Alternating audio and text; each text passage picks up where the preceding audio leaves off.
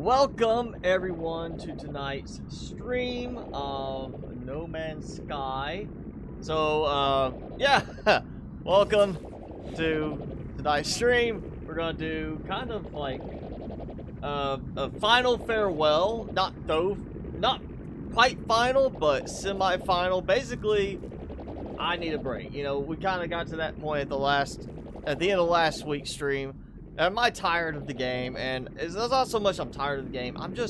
I'm running out of stuff to keep me interested right now. Yeah, we've got an update since I started playing again with the Beyond update, and it's a lot better than it used to be. But you know, the exosuit, the little mech suit update, interesting, but didn't really help me that much. Living ship update, interesting, but I'm still finding I don't care for it as much as my normal fighter ship.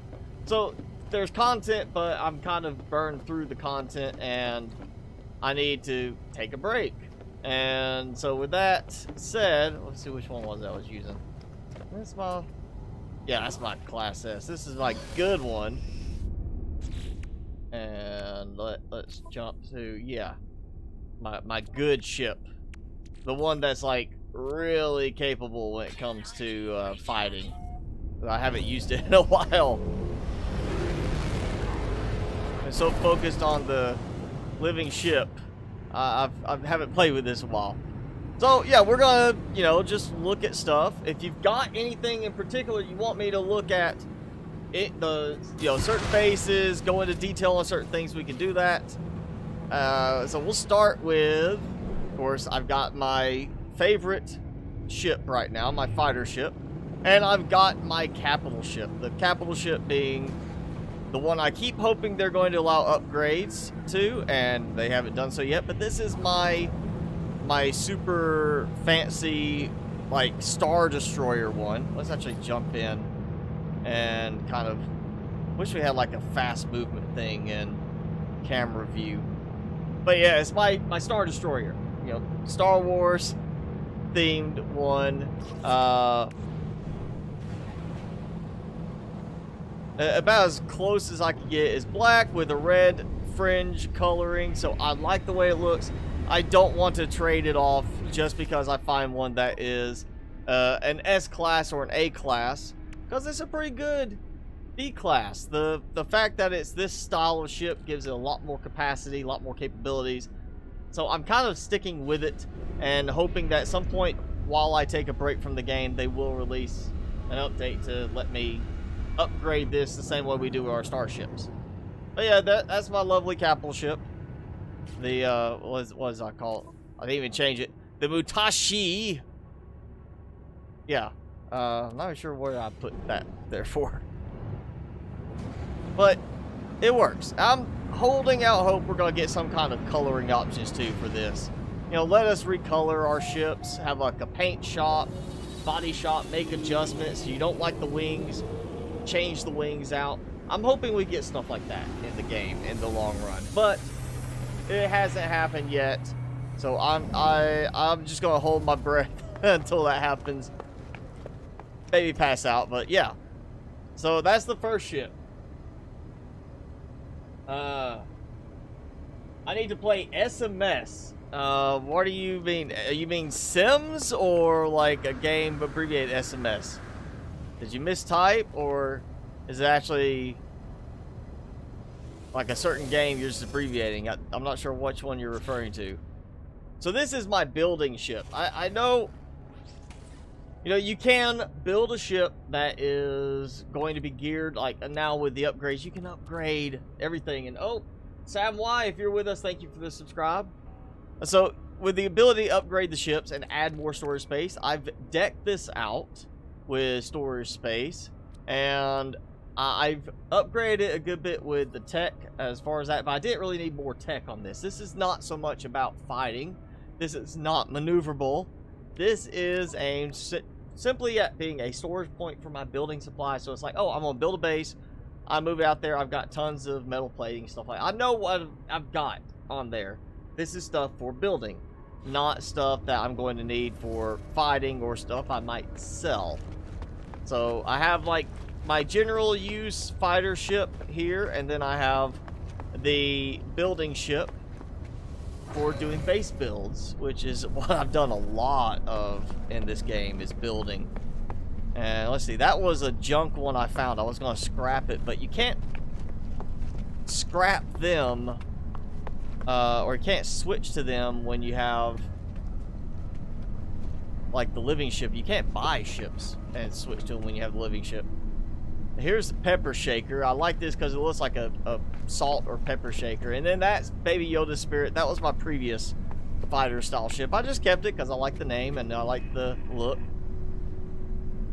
So maybe we'll get those options, you know, in the game. You can recolor, retexture some of the designs. It would be nice. I really hope they do that. It doesn't have to be build your own ship, but it could be like customize your ship more.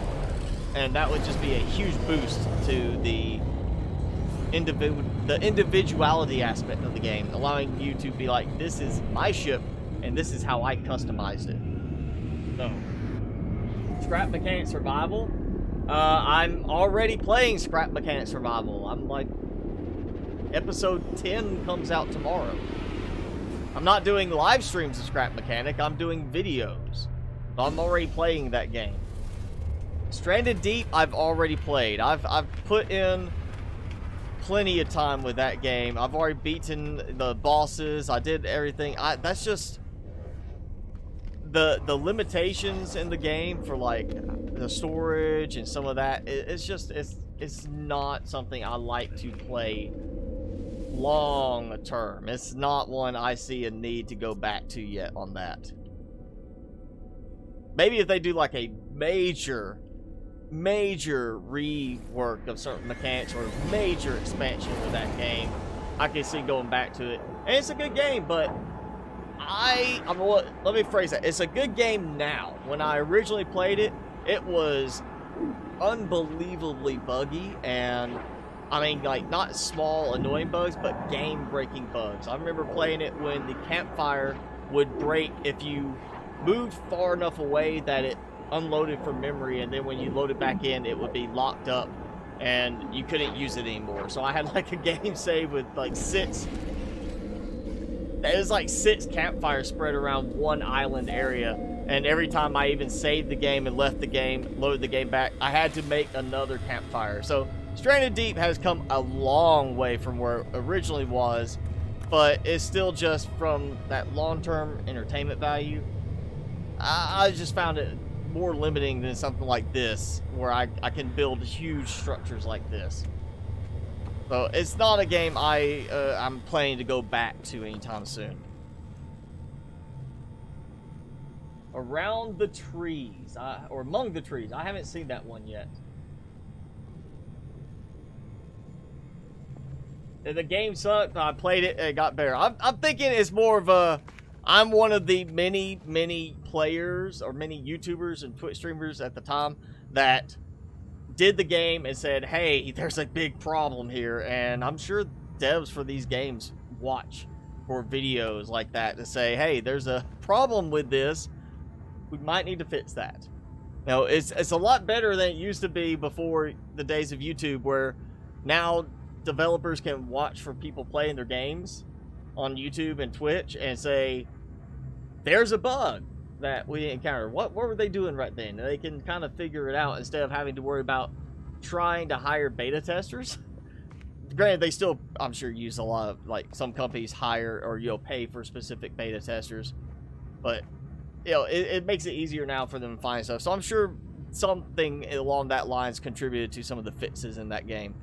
But here we are, my not original base. I built an ugly base on my starter planet while I was getting used to building. This was my first real base, and this was my big storage room. Kind of the vault. You see, I did actually customize a bit. I even have a nutrient processor here, which I didn't really use, and like a little, basically like a check-in station. Like, you come into the bank, yes, I need to see my safety deposit box, please. And then you come over here and you got all the storage containers, which are loaded up. And, you know, I've actually got glitches from last live stream I need to place around in some places, so we might do that in one of the bases tonight. And oh, okay, we got a terrain bug again. I know this has happened a few times where it just suddenly just tries to rebuild some terrain in certain places. I thought they had this completely fixed, but apparently some of it has decided to kind of respawn. At least it didn't respawn the whole thing and, like, make me spend the next half hour trying to clear this out. But yeah, that's the...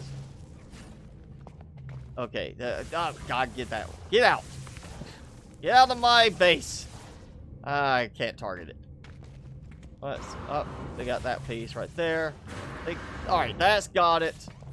So yeah, this was my original big base, and I focused on this being when I was doing the how to make money research, trying to make a lot of money in the game. I was testing different things. One of the early things you can do is, of course, I mentioned farming. And so this was, I want to say this is the liquid explosive farm. And then we go down, and this is the circuit board farm. And I did a living glass farm. I'm thinking I might have done this. No, I did it separately. I think I did it and got rid of it just because the living glass is such a quick rotation. I want to say, or maybe it's the circuit boards. I can't remember. I did the video and I haven't looked back. But yeah, this was part of my testing. You can see just building with plain large, like the, not even the prefabs, just going to the metal rooms and building like this is all I did here. And just created this big open space where I could put these. It's not as convenient as using biodomes because you don't have a little central thing you could click to harvest all of them. But you can see how many plants I packed into this area. And there's more ground terrain back there. So let's go up, which is, you know, this was before they put limitations on the refiners. So I have 3 large refiners in this base, and now it's pretty much, I haven't been able to get any base to build with more than 2 anymore. That's one of the updates. I want to say maybe Living Ship update, they changed it. And I never did do much in these, because I didn't really think about what it would work out for, but alright. You know, we did that. I built up here just to play with the appearance of the biodomes, just to have some extra plants up here. And I never even filled these in. You know, that's well, yeah, we could do a glitch in here. How about that? We'll do glitchy. Almost kind of like want to have it where it's I'm like researching something here, but everything's too tall to fit under that. What if we do it like that? And like that. So you come in, you got those weird things. Alright, yeah, that works. And lovely problem there where, you know, you fall 3 floors down without grabbing onto anything. And then this, of course, you know, my landing pad, my nice view here. What was I doing with this? I was trying to build down. I was going to build and go out into the water for a big continuous base, but the problem I ran into was distance, because it really is kind of limited in how far you can build out from your base computer in the game. And there's my power supply, all solar, and 1 or 2 electromagnetic generators over there. And I'm being watched. Where's he at? Down there, alright. So yeah, that's the base number 1. First real base.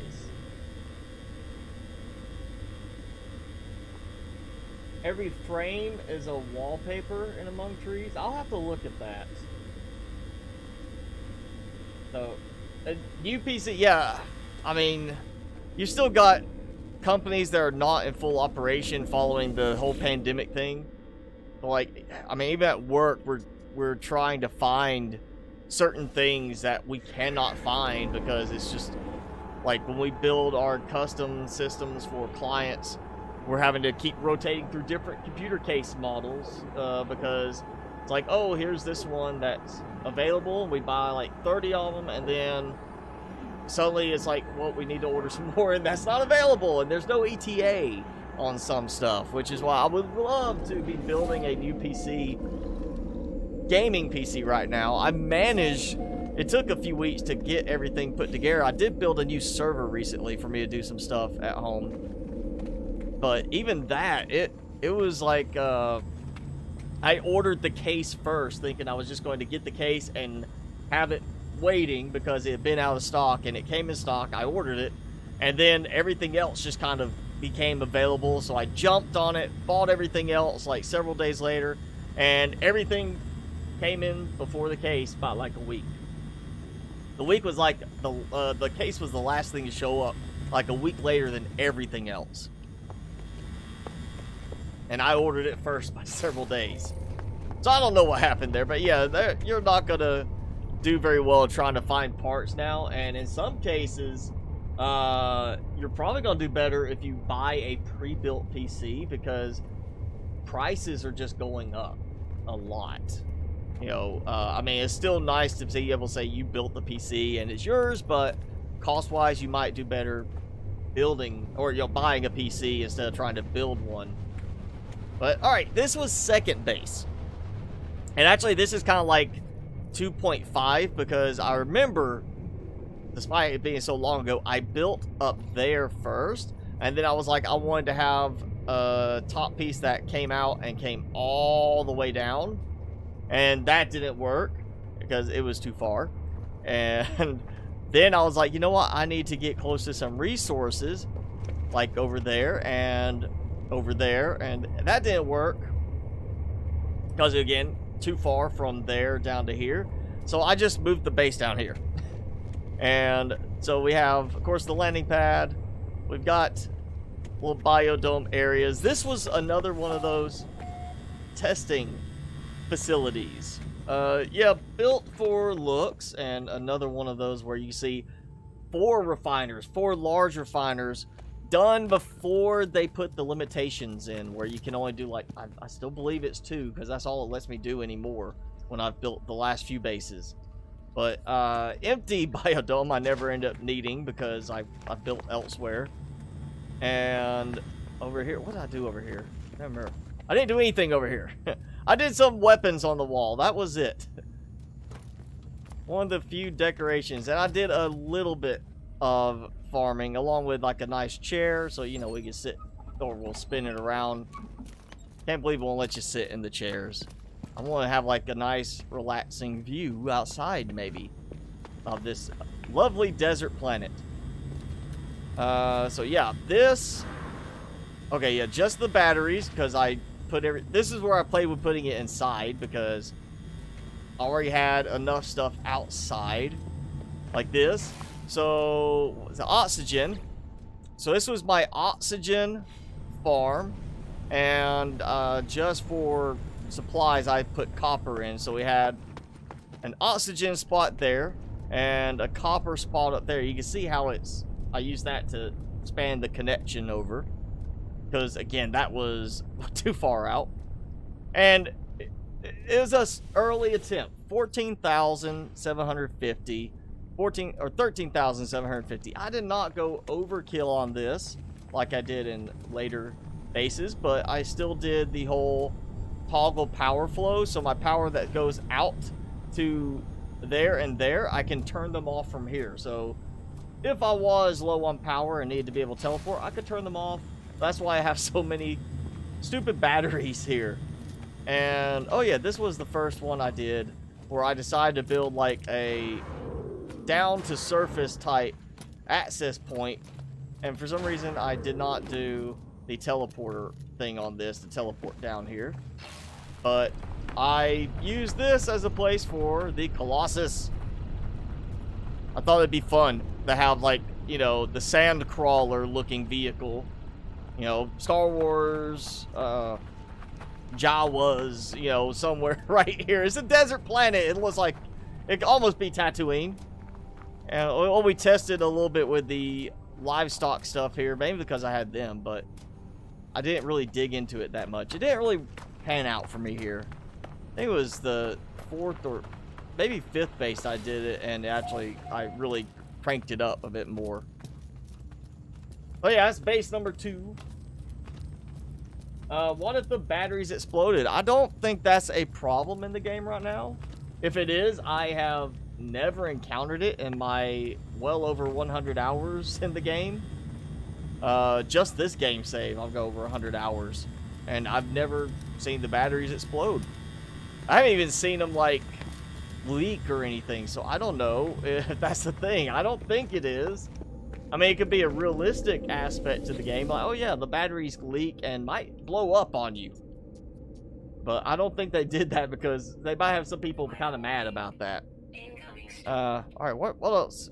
That's one. I want to say... I don't remember order here. I know what some of these are. And some of these I'm like, okay, I'm trying to think what it is. I think this was the 3rd one I did.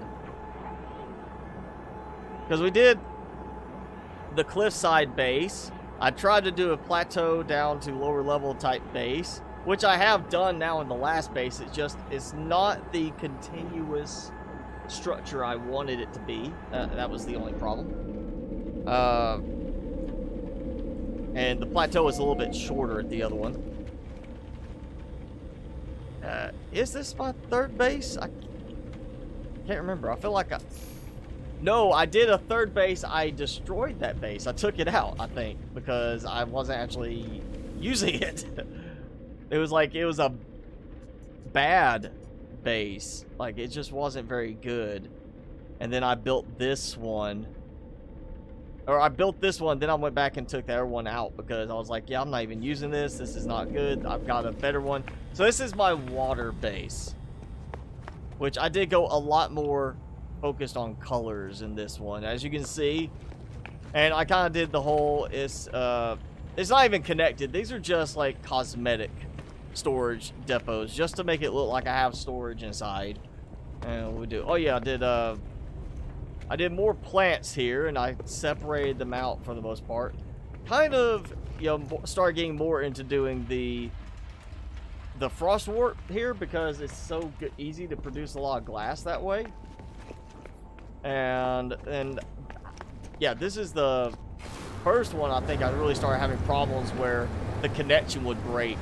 As you can see, I have 3 landing pads here, and let's get back in. Also, we have the control tower.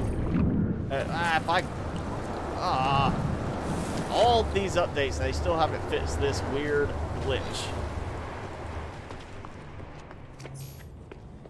Oh, and this is the first one I started playing with the message thing. So, yeah. Common room. Oh, yeah, I threw in the little appearance modifier. Just adding more stuff to look around. And this... I want to say this might be when the update came out and limited us on the refinery production, or maybe I just decided I wanted to make it look a little bit nicer. So I limited the refinery design, and that's really just like a lookout, and then we have our solar panels up there. This is, I finally use this. You see how it splashes me in, something with the way it moves you down through the water. But the underwater area, I built a water-bound, well, second water-bound base. So we got our spot here. We've got our Nautilus right below. And actually, you know, now I kind of want to put the mech suit here just because you could also go move around a lot underwater with the mech suit. It works really well. But we got, this is like the underwater research facility. That's all it was. And you see how it expanded out more and more. Just, I kind of kept building, doing a little bit more toying with the decorations. If any of my bases have been like community showcases, I have no clue that that happened. But yeah, that basically just not even functional, is just for the cosmetics of having an underwater base. Let's see, actually we can get over here and do this. So yeah, just empty rooms, part of the whole climbing up with a ladder thing. That, some control, some offices, research lab type of thing, more research stuff, and then that, yeah. You see just how this looks. Also an experiment with the foundations there. Foundations are kind of odd, and you see I did add another access door there just so I can get around, some power storage things. Yeah, just playing around. This was a really good location because of access to certain materials, like right there, and there, and let's see, there, yeah, 3 of those in one spot, 4 right there. Just really good access to certain underwater items. The only thing about this one is certain things you destroy them, those little white jellyfish swarm and kill you super quickly. That was the only problem I had with this base compared to some of the other ones I've built around the water and toyed with in the water. And you see, I'm in the middle of like nowhere. I remember I like drove out in the Nautilus for like a certain distance before I bothered building, and tried to find like a nice little depression area that I could build down into. So this, like, there's nothing around it for anything to land on other than right here. So this is kind of like, that's why there's 3 parking spots. I wanted to make sure people felt welcome. Emergency power, yeah, that might be that might have been just a case of like, sometimes it says like emergency power if I'm like coming in and it hasn't been charging correctly. It still does that at times where stuff doesn't properly trigger day-night cycles when you're not at the base. Okay, I know. Alright, now this is, after I built this is where I really got into the mining stuff. So I know that's one of my mining bases. That's a mining base. That's my activated Indian base. That was the next real base I built. I want to say that's a base. That's the newest base. I want to say this is the Indian base because I built 2.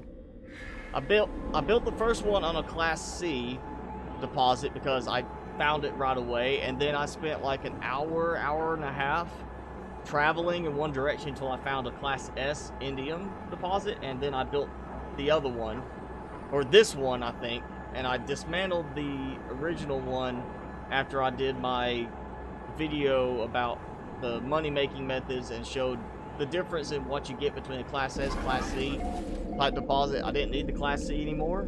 I want to say, did I do that? Or no, I'm, wrong base. Okay, this is not that. This is the other water base that I thought I destroyed. I thought I took this apart. Oh. That's why I wish you could put notes for the, like, on them. Oh, yeah, this is the one I did, like, the underwater mining setup. So there's paraffinium over there. And you see, I did not worry about too much storage anymore. I don't need a lot of paraffinium. It's just not something that you need a lot of. But yeah, okay, wrong base. I was thinking of the wrong one. I still have that base I was thinking it was, but yeah, it's just, I didn't go too elaborate on this one because this became more just playing with the underwater, like, mining site, not so much the research facility. And this was before that last one. And you see what happened. It's kind of secretive because the landing pad is underwater. So the whole base is underwater. So I did mean you, like, would secretly land. Almost like super villain, like, you know, Dr. Evil type thing to land here and hide. It's where I wish we had, like, opening doors, like hangar bay doors. Would be a cool effect to have, and have, like, oh yeah, here's a little thing that pops up and opens some doors to land. I think I was maybe hoping they would do that when I built this, and then I just like, okay, well, they didn't build it, so let's move on. So, okay, not the base I was thinking it was. And that means, oh, there we go. That's when I started renaming them to make it easier. East Indium Trading Company. Well, naming play from history.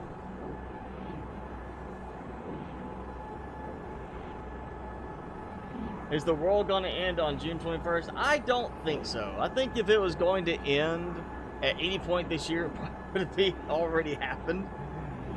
I mean, unless like June 21st, Godzilla turns out to be real, or Cthulhu turns out to be real and just does that, you know. That might happen, but it's not likely. And I don't remember Cthulhu being a Mayan prediction. So, yeah.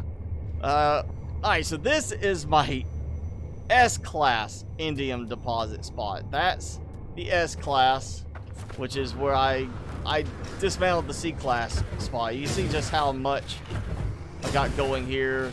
I think, what was it? That's right about the middle of it. Yeah.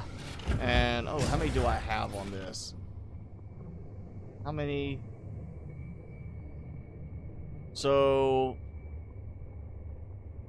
17 collectors, or 17 extractors, and then 3 floors of storage resource depots for 169,000 indium. This is when I really bumped it up, so I could carry a lot more, just to try and maximize how much I was making per day. And since we're already doing indium, let's go ahead and do the other indium one. Alright, so East Indium, being indium, activated indium, so activated, captivated. I didn't think of anything else, so that was what I did.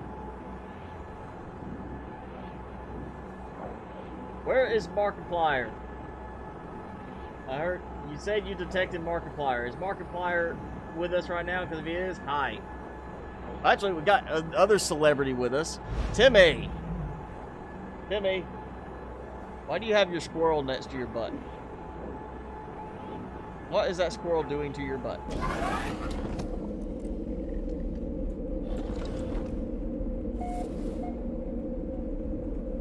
That's Eric the Red Squirrel is what this toy is called. You don't want to squeak the toy? Good. You'd be making noise while I record or live streaming, you know. You just lay there, look comfortable with that. Alright, one more. There. That's the celebrity. That's all the celebrities we need right here is Timmy. Alright, so my other production base, which, again, 3 floors of production, and in this case, I think I just did 15, because this is an S-Class activated indium. So yeah, 15. Wait, turn wrong. There we go. Not the most friendly planet in terms of environment, but that... Yeah, lots of power production there. Did I do... I don't think I was able to get a electromagnetic hotspot with this one, but it still works. 169,750 activated indium. So the same amount that I get from the indium farm. And again, another one of these where I can toggle power flow. Idea being that because solar panels are not generating power, if I'm running low on power, I can turn them off just so I can maintain power to here. And as I basically put this in here so I can monitor the power level. And then that is an emergency thing. If the power's out and I just want to get out of here without waiting, throw something in there, give me power for the teleporter alone. Pretty much that's what that design is about. But that's it right there. You know what? We're going to go... Let's see what... I need to trade some stuff. Actually, you know what? That's a good thing. Let's go ahead. I know there's a spot here I can trade. I made sure I built these around systems with space stations.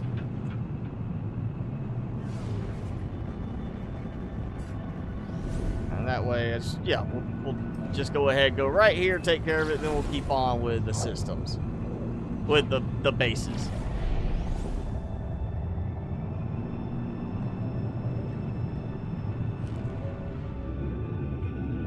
Oh, sell 169,000 indium, 169,000 activated indium.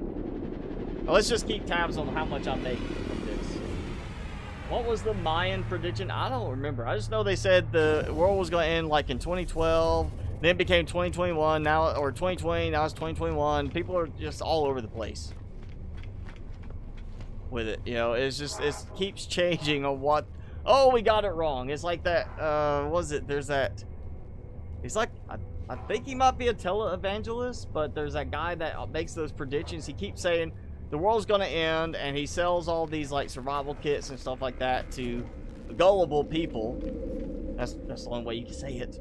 It's gullible people, and they buy it. They sit there ready for the world to end, and then the world does not end, and he says, we dodged that one, or something like that, or okay, I miscalculated, or something like that. He comes up with some excuse, and he's done it like numerous times where he keeps saying something changed or whatever, or his prediction was off a little bit. He read some, you know, mythical thing wrong, whatever, and it just keeps going back to, at some point you think people will be like, okay, his track record is, it only has to be one, I guess, you know, for him to get it right one time, but it's still a case of, he keeps saying the world's going to end, and he keeps selling these kits and stuff like this, or these books, and the world never ends. After like the 8th time, you think you'd be like, maybe we shouldn't listen to this guy. Or even after the 2nd time, maybe we shouldn't listen to this guy. But people apparently keep listening to him. Alright, so we were at, oh, I didn't even look. 2.5, I think that was 8 million, or 8,000 I got there, so 2.5. And, yeah, so like 300,000, 28,000 range for just that quick little collection. And that's every day with those bases. Yeah, they took a lot of work to build, but I didn't have to go gather supplies. I built those bases by buying metal plating and stuff like that with the money I was making doing that sort of stuff. So yeah, well, I don't even bother with that anymore. I have more money than I need at the moment, and I don't have as much stuff to buy anymore with it. Alright, so we've done those. That was my gate, my warp gate one I used to get around. That way I don't have to go look for a gate. I know it's right there. I can just go back, keep warping around if I want to. Okay, that is a silver, that's a gold production base. That's very basic, just for testing something with those. That is my first glitchy base, and that's the last one. So we don't have, we just got this one and those others. So let's go to these.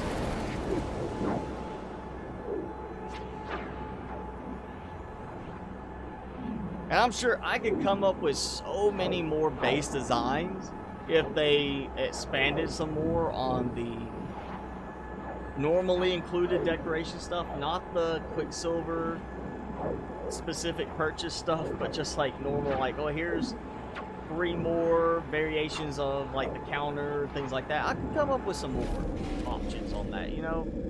Maybe some more variations of some of the prefab buildings. But I just got to the point I couldn't keep coming up with fresh looks for the bases. And so this is, let's see, we did the cliffside base. That was the first really big base. Then I did the one I tried to do, plateau top to, you know, plains area. Didn't work out. Then I did 2 water-bound bases, and I'm skipping over the testing bases for like mining and such. So one underwater completely base, one that's like water with like above area for like, you know, landing, and then you can go underwater. This is the base I did. Let's just go upstairs for that. And Tiny Tim was here. He's not here anymore. He's next to me at the moment. But this was my underground base kind of thing. Like, just a very cavernous styled planet. There's a lot of cave systems. I was just out exploring, came across this. I was like, that's a big opening, and there's actually tunnels that lead like over in different directions, so you could come out other places. I was hoping to build a huge connected base, but I once again hit the limit of where it will let me build according to the proximity of my base computer, which maybe they'll expand on that in the future. But you see, we have 4 landing pads. These are actually showing connected. Another Colossus dock, along with, I can't remember what it was I was producing here. It's just something that was nearby right over there, and I just did a little quick production thing. Once again, solar power, lots of solar power. 1 platform, top piece there. That is just a walkout, so I could walk out in that direction, get over to the Colossus, instead of having to, you know, jump over that way. Then we have, you know, playing around a lot more with the glass and with the curved sections. We have farming areas, which is more for the specialty type stuff. Obviously a lot more frostwort again because of producing glass for this place. And going down, we had, oh yeah, this is where we get really interesting. So going back, so, oh yeah, that's just the landing pad. So going back down, we get into the general commons area where we have our, of course, our teleporter there, or short range teleporter. And this is where I started doing all the terminals. This is when they had got the terminals kind of, for some reason, activated for me. And I started building the different terminals. I was like, you know what, I'll put them here. Decorations, why not? And my exercise track, because we don't have any exercise equipment in the game. So why not have a little track where we can do our laps, you know, keep ourselves in shape. You know, you kind of want to do that. You know, if you were in space, you know, you might be running from some creature. You might want to make sure your cardio has been taken care of. And, oh yeah, another one of the bases where I did a storage room. I got tired of the air bases where I didn't have access to all my building stuff. So, you know, another storage room, come in, grab things. Kind of did them in order. I think a bunch of circuit boards. I need to probably sell those. There we go. More glitches. Let's just dump the glitches in before I feel inclined to just burn through them all. Let's say not a match, but there we go.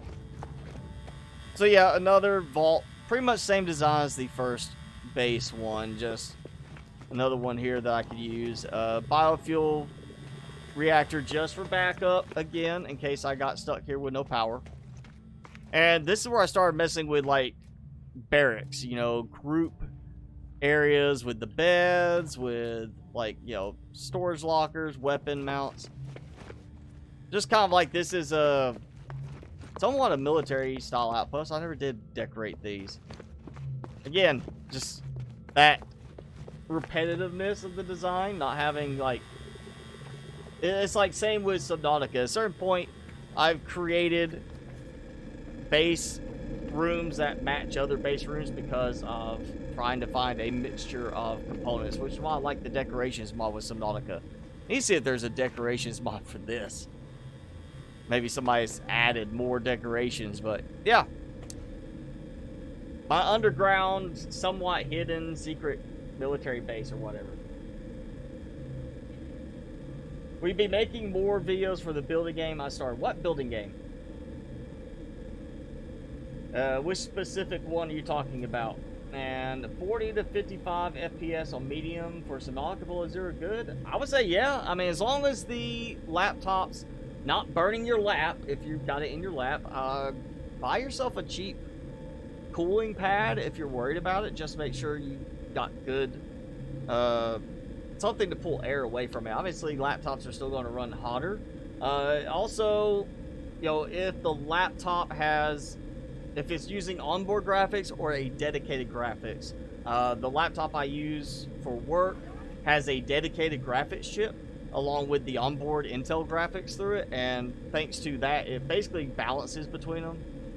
So if it's light, the onboard graphics is handling everything, and the dedicated graphics chip doesn't do anything. And then if I start doing something heavy, graphics related, it kicks in, which of course drains battery power faster, but it does help a little bit better. I haven't tried gaming with it because it's for work, but you know, if you have a laptop with a dedicated graphics chip, even if it's not like GTX, RTX graphics card, but just a dedicated chip separate from the onboard with the processor, that will help a good bit, especially with the graphics side of something like Subnautica Below Zero.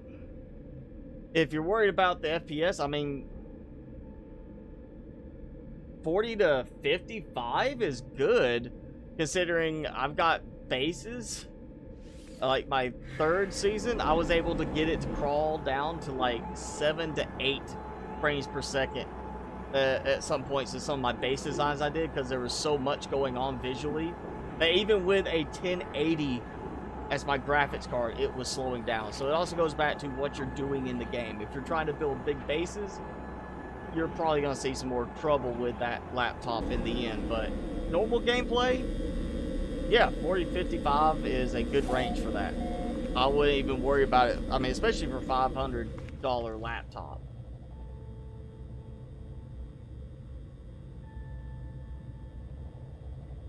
Yeah, if you can't afford to get a desktop, goes back to, you know, repairability. Maybe, you know, you like having the laptop, but if that laptop dies, you have to buy a replacement. It might be worth putting in the money instead to a desktop so that you can fix it more readily. Laptops are a pain to fix, just being honest. I've had to fix them, and it's not fun. It's a lot easier to work on a desktop. And yes, Scrap Mechanic, I'm still going to make videos for Scrap Mechanic. I'm just not going to be doing it with live streams. I want to replace this for now. I want to take a break from No Man's Sky and get a different game in for live stream. So we're, you know, why we're doing the kind of somewhat farewell for the moment to look at everything. So this is base, real, you know, cosmetic base number 5, I think, maybe 6. I can't remember at this point. I've built too many bases in this. But I did like the little, you know, Gravitino host just for the looks. It's got a nice, you know, glowy balls. I was like, you know, I've got some glowing balls in my base. It's funny, you know. Yeah, limitation with 2 large refiners. I did some of the terminals, but never staffed them, just for the look. You know, a little bit more sparse in this one compared to the other big common room areas. And I kind of got into a theme where I was doing this with the common room stuff. You see, I added the little robot guy here. And this is where I came back and added the little, you know, galaxy look. But yeah, I did a bunch more similar kind of builds, and this is another one of those. I started doing a lot more focus with the Frostwort, just because come in, get a bunch of it, and I've got a ton of supplies for building, or for doing water, or glass, not water. My brain's going off course now. Mainly to give me a lot of glass building supplies. So simple barracks, beds, you know. Here was another one, a few more in this one. Again, just trying to see what I could come up with some of these. More of the, like, another terminal type setup. Can't remember, I think, no, that's just one of the little display things. And start adding like the servers. There we go, some terminals. Just for the looks, not even really for use in this one. And coming out here, my glitchy planet. This was the, you know, the 2001 Space Odyssey planet with the obelisk. You know, just the weird obelisk. Everything's obelisk, crystalline type shaped planet. It was like the first real glitch planet I explored. Because this obelisk. I mean, why not? Why would I not want to look at these? I had seen others before this, but this was the first one I really dug into. And also, I did a bunch of playing around more with the size of things, the super massive lights that don't even really hit this and show any light on them. Another one of the like super massive lights, and a bar for more solar power here. Also, this is this? Yes, this is the one where I built. There's a ladder, but I also did a teleporter that feeds down to here, so I have like this whole little, like, it's like a, you know, go out and explore type area. So we got stuff, you come in, shield restore, med kit type thing. I did something in here. I put some glitches in here, I want to say. Yes. I kind of hid some of the ones I can collect. I built them in here as kind of like a, these were like hidden here for some reason kind of thing. Just theme stuff. And of course, this is where I tried the little roller ball vehicle out, because it kind of worked better here because I'm in this little ravine. It made it easier to get up and out of the ravine for that purpose. But yeah, this was my first real glitch themed base. Nice views, you know, very stark landscape, other than crazy obelisk floating everywhere. And then let's see, this is where I have the gold base as well. There's another base, I think that's it, in that direction, where I have my gold production going on. And yeah, I'm not gonna climb down all the way. We're just gonna go back. All right, no, there we go. There's my other base in that direction. It is nothing more than like solar panels and collectors. That's it. Just simply to produce a bunch of gold. Because I was experimenting with some of the production stuff from the gold, and same with the silver. Golden monkey makes it easy to remember. Silverback, easy to remember. Jimmy, you okay? He like chirped. I think he was starting to have like a dream of chasing squirrels or something. Okay, so that, yeah, this was the next to last one I did beyond the production one. So now, this is the latest one. Because I kind of took a break building after this base. I had enough.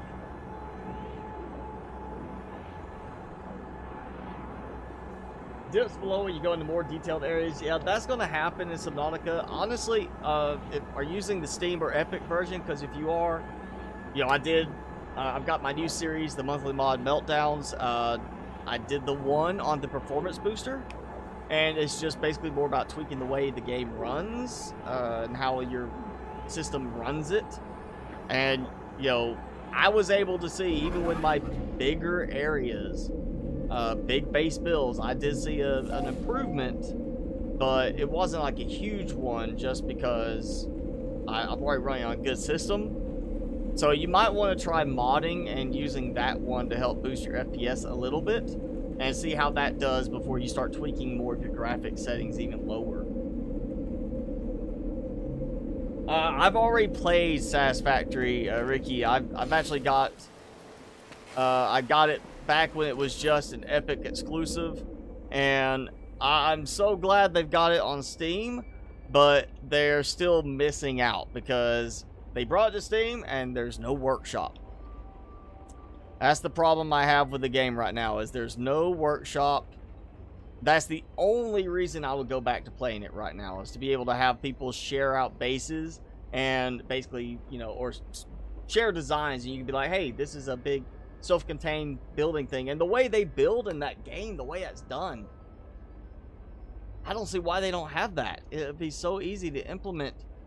I mean, as far as from you gather these supplies and it starts to build up and up and up kind of thing. You know, you just have this, some kind of deployment thing, you put the supplies in, and as you add the supplies, it builds that structure bit by bit, ground up. It could totally be done. But yeah, I'm not going to go back to Satisfactory until they add something like workshop support for it, because that game is too much like work for me. I get to the point in the game where it went from like I'm playing a game to this feels like I'm back at work. Like, I was tearing things out.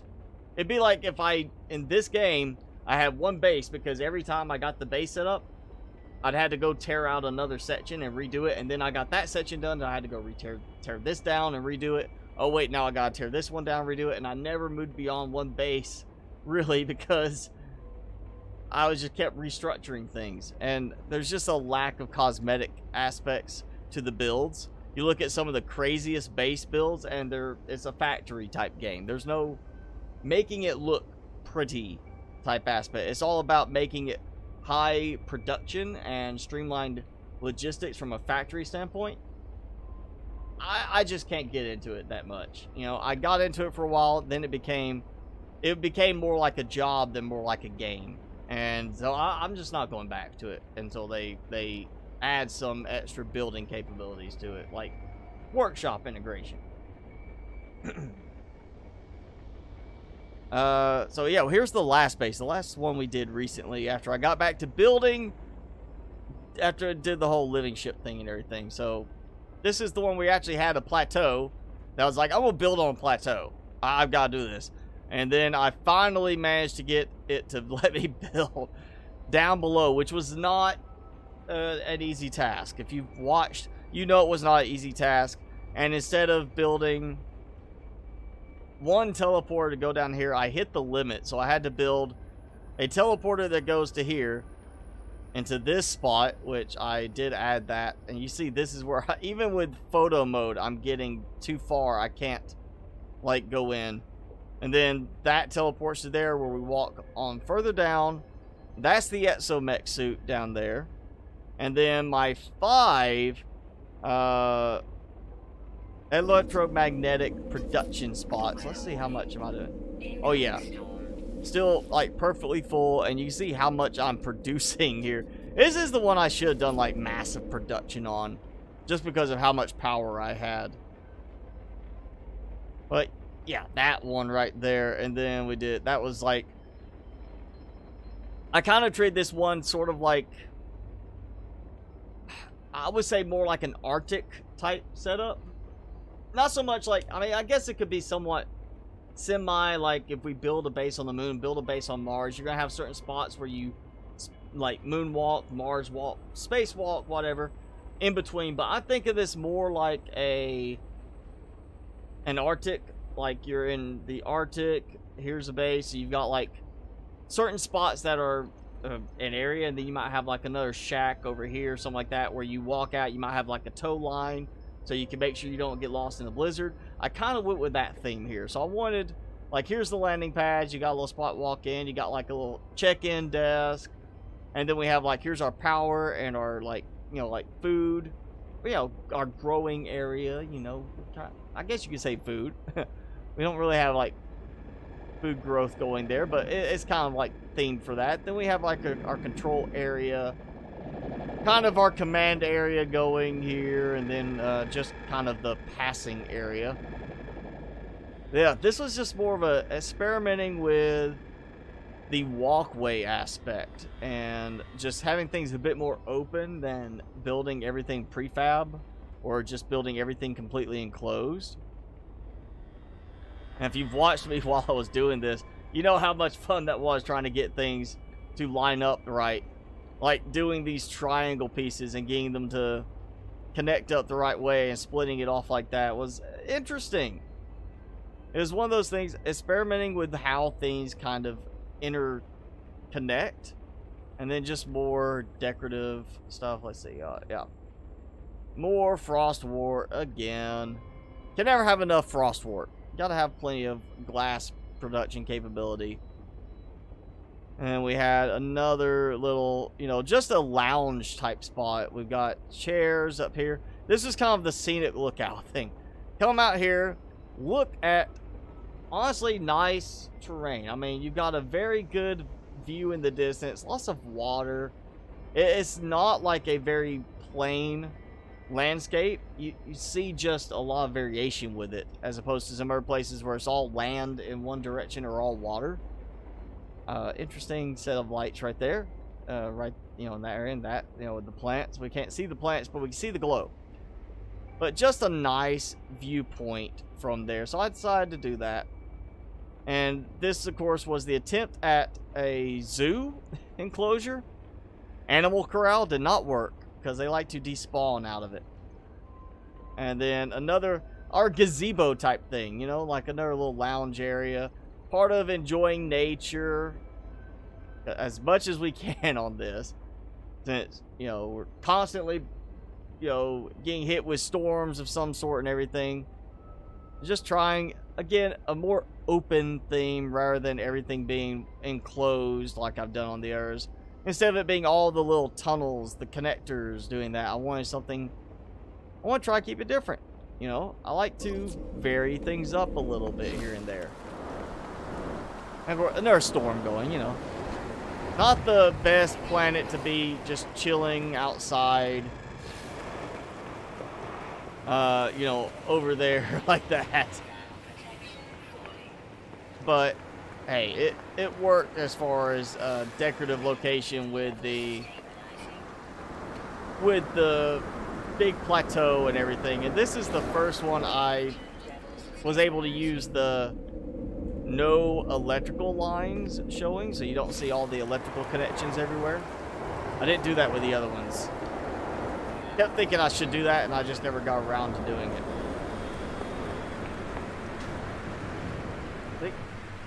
It did just say the storm's clearing, right? Yeah, there we go. I jumped ahead. And then, oh yeah, we gotta look at the big ball up top, and that's not even centered. I didn't even get it right. I put a lamp up there, a little lantern. So it's kind of like high. And yeah. Oh, I didn't even notice that right there. I didn't even notice the like caverns below. Let's go. I feel like this is where some Tom Petty should come on. A little free falling. That was a fall right there. That was fun. And it's like, now, okay, now all the fun's over with. I gotta climb back out. Do I have a favorite or looking forward to in the current Steam event, new game titles? I haven't actually looked into them that deep. I mean, there's a lot of games that are coming out now, especially early access, I would say, are interesting. Definite ones to check out. I mean, if you're looking for a building game, not focused on survival, just building aspect, check out Scrap Mechanic. The building elements are there. And the survival stuff is new to the game, just recently added, and has a good ways to go in terms of survival element. It's definitely not there yet. It's a very big contrast on Scrap Mechanic between the building and the survival side of the game. The building side feels a lot more mature because it's a sandbox game. That's kind of what it was started as, was a creative mode sandbox game, and then you've got survival, which was a recent addition. I kind of liken it to Minecraft. You played Minecraft long ago, which I did. You know, originally was a creative mode game. Then they added survival. When that survival mode came in, there's a lot of building content in the game, but the actual survival content was lacking, especially compared to how survival mode Minecraft is now. So I would say think of Scrap Mechanic as the same state as Minecraft when it just added survival mode. There's stuff in there, but there's a lot of balance missing, a lot of just overall long-reaching content for the survival mode missing. But they are working on that. I've already seen stuff about they've got a test build in the experimental branch of the game for Scrap Mechanic, where they're actually rebalancing some of the drop rates for certain items, because there's like several mods out there doing exactly that. and there's just so many requests for it to be rebalanced for certain things that they're finally doing it. So they are working on stuff like that, but if you want a building game, I would say get Scrap Mechanic. If you want a survival game, you might want to hold off on Scrap Mechanic on that part. It's not quite there on the survival stuff yet. We can't help building underground even when we say this is above ground base. Well, I do have a base that is entirely underwater. Even though there is a landing pad on it, the landing pad's underwater. How about that? And I didn't build underground on this base. This base is built entirely above ground. I mean, I could have built into the plateau and built down. I did kind of think about doing that, but there, as we saw earlier, even in bases where I've already dug out sections, they've had problems with terrain regenerating just randomly. So you come back and find part of your base filled in, you have to dig it out again. I didn't want to deal with that, so until that's completely fixed 100%, I wouldn't worry about that. I might build this up later more, you know, dig down with that and build a nice little part that goes into the plateau itself and build stuff that comes out. Like a whole secretive research facility installation type thing with this base. But yeah, for now, it's just kind of a nice experiment to build with more openness to it. And just, I mean, just the views we got here. It's a great view. And yep, if I need it, paraffinium, activated copper nearby. I mean, just, you know, access to certain things like that. And we got Sweet Root kind of hidden. And, well, the wheat right there. Remember one of those? I had to do a lot of extra power setup toggling here because of distance, but actually, I could make that work as long as I trunked everything up here for storage. So it'd be easier to access. I could go out there, probably, maybe stretch and get that to build. I'm still hoping they expand the radius at which you can build from the base computer. Because there's one of my bases, I think it was just my Indian base that we were at earlier, the East Indian Trading Company location, that I walked right to the edge of where the base computer stretch was, and then I did this, and I did this, and I basically flew right to the edge of where this would go, and then looked as far as I could and built a setup of the electromagnetic harvesting, because there was a spot like right there. That's what I had to do to get that to work.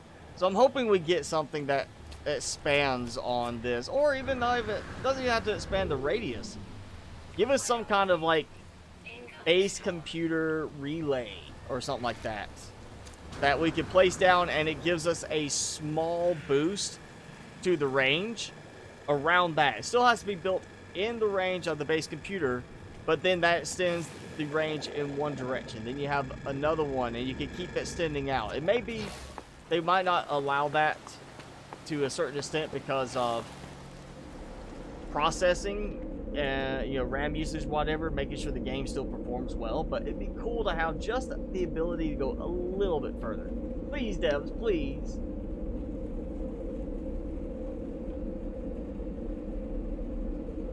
They were building a workshop. Well, good. They need a workshop in Satisfactory. I will check the game out again if they do that.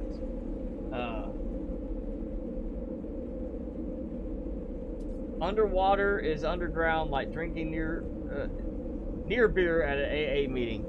Like, okay, this is non-alcoholic beer because you're at an AA meeting. So it's, yeah, okay, I guess I can see that. I mean, building underwater does have some trouble to it, especially if you're getting attacked by evil jellyfish that kill you super quickly. like in like 2 hits, because that's happened to me. But it's also, yeah, digging out and building underground, like actually digging out to build underground. Again, there's just so much risk of trouble with that because of terrain regenerating. That's why I built in a underground cavern area, because I was able to build without having to tear out terrain and do any weirdness with that. I don't like to just, I don't want it to feel cluttered, you know? There's certain cases, same with like the Subnautica stuff. Even though I've had spaces with a lot of designs put in, I don't want it to feel cluttered. I don't want it to be a, I just jammed everything I could in every bit of available space. I've seen too many designs like that with other people, you know, and there's designs like that, like even going back to when I was doing Empyrean designs, you'd see some of these where it's just like, they're just to try and maximize effectiveness, they would have so much stuff crammed in that was like, yeah, this is not visually appealing as a result. So yeah, here's my gold base back on the glitchy planet. Just nothing. I don't need, like, I mean, this is not a money-making thing. This was strictly about collecting gold for having easy access to gold, so I don't have to go out and gather it myself. And you see, I did a separate one for this, so I would make sure I never had to worry about power for a teleporter. And then I did the same thing Silverback. Silverback was not even concerned with the quality of it. It was all about just having a quick little build, because if you need this, and this was just me testing it, and I really gotta get back to doing some more tip and guide videos for this, but if you need platinum, a lot of platinum, and you don't want to shoot asteroids and do stuff like that to get it, you can make it from silver and gold. So I made a silver base, or silver collection base. I've got a gold collection base, same thing. There's power, there's the harvesting, and then here we go, same amount. So I can come here and get the matching amount of silver and matching amount of gold every day. And it just goes back to, do you really need it? So like if I wanted to, I mean, you could use gold and silver for fueling your living ship. That's the nice thing. For the pulsing heart part of it. Not one oxygen base, but it's so little in terms of usage, especially with, like, if you, I think you can get the, like, upgrades for it. I haven't seen any yet, but it's so cheap for that, you know, I wouldn't even worry about doing a fancy base for that. You can probably just go buy it if you have enough money coming in. It's really more of making platinum, and I've got so much platinum. I really wasn't even worried about that. It's more about, like, if you take, actually, you know what, let's grab some platinum. Let's just take, and of course the stack size won't change when you collect it here. I can't scroll up for the platinum to change, but basically it was, if you want to use it, and I don't recommend this, there's better ways to do it, but it was a test. If you take the platinum, you put it in the refinery, it converts 35-to-1 platinum to nanite clusters. So it's not a very efficient use of platinum. But if you want to do it that way, yeah, go grab, like, I could go here, 20,000 gold, 20,000 silver, put them in, let them process together, and after, I want to say it takes a little while to produce the platinum. It's not quick. I think it was like one time I did it, it was going to be like 45 minutes for one full batch to do it. And then the actual, you know, converting platinum to nanite clusters is very quick, but going, you know, gold and silver to platinum was super slow. And I was just like, okay, yeah, never mind. Yes, you can do that sort of thing, yes, it will get you some nanite clusters, but no, it's not effective use of your time and effort to do that. I was just testing it to see if it would work, and I don't recommend it. And let's see, is that the glitchy planet?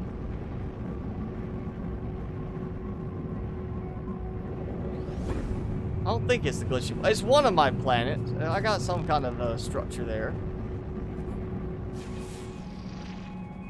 Okay, yeah, alright. It's the okay planet. I can't remember what I've got there. Well, I've got something there. Anyway, yeah. Those are not meant to be fancy. Those are meant to be basic. Gather supplies, and not even gather a lot. Just, it was to test out that one little element of, is it worth doing that? And no, it's not worth it. If you need nanite clusters, there's easier ways to get it. That is one way you can do it, but there's easier ways to do it. Unless you just got a lot of money and you're like, I just want to buy tons of platinum and make nanite clusters. Yeah, you can do that, but you can also spend that money to buy and scrap ships. There's also that option.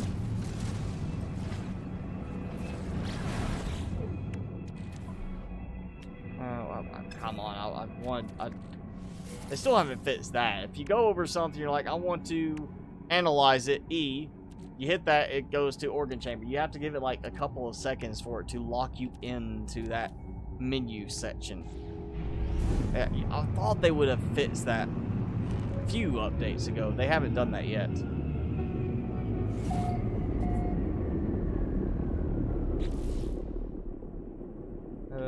Yeah, okay. Oh. No, I got plenty of chromatic metal too. I pretty much have everything I need to keep this going. I've got an oxygen farm so I can keep this fueled up, and the cost is not much. But yeah, if you need nanite clusters, you can do platinum, you can do living slime, stuff like that. You can refine larval cores. Those are good ones, but they're kind of honestly a pain to get because you have to deal with the monstrosities. I don't like dealing with them, and it's just that there's still better ways. If you have money, worry about making money. Get a farm to make you lots of money. Indium farm, activate Indium farm, something like that. Once you can sit there and make 300,000 units a day, you can pretty much do whatever you need to do in the game. Not Haddle Core, it's something else. It was just whatever it is. I had some of them. They're in my storage. But oh yeah, residual goop. You can buy that, and that will convert, but several steps to get to the part that you convert it to nanite clusters. Not worth it. Not worth the time. It's not a good conversion ratio. If you need nanite clusters, get your money going. And actually, you know what? We'll go. What system is my freighter in? Wish you would tell me what freighter or what system it was in right there. Where's my freighter? Come on, show my freighter. Or actually, that shows. I know I got a space station that has my freighter in that system.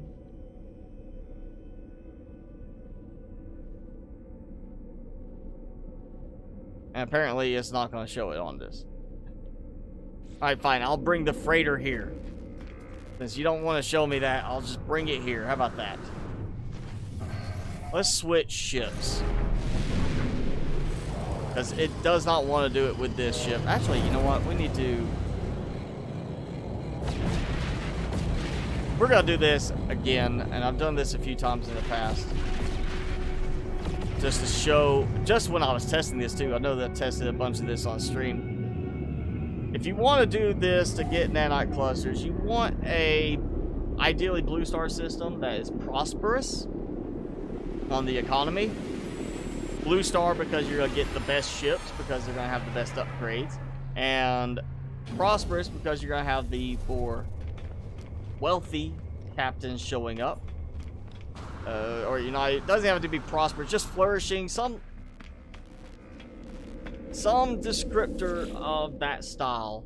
And the one I always go to, if I still have it on my list, there it is, Switha. It's Blue Star.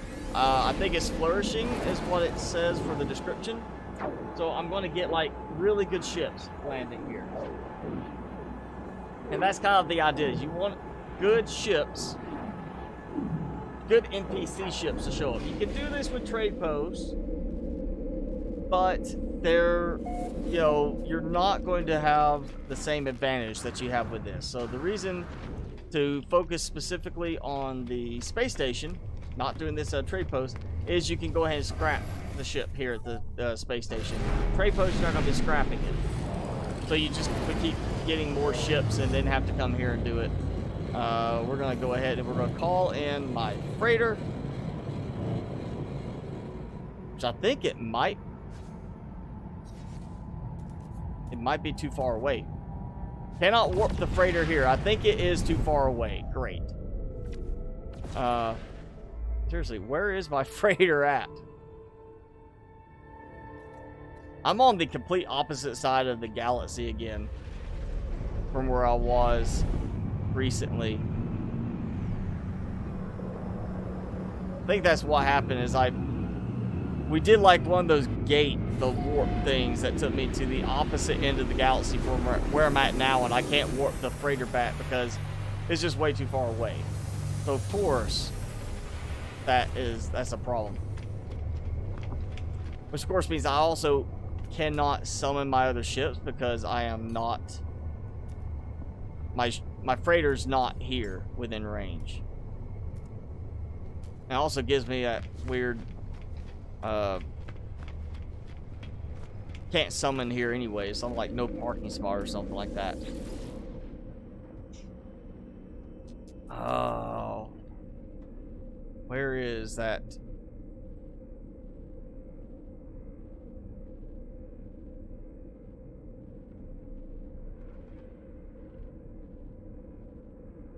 Okay, I don't even know where I'm supposed to go at this point.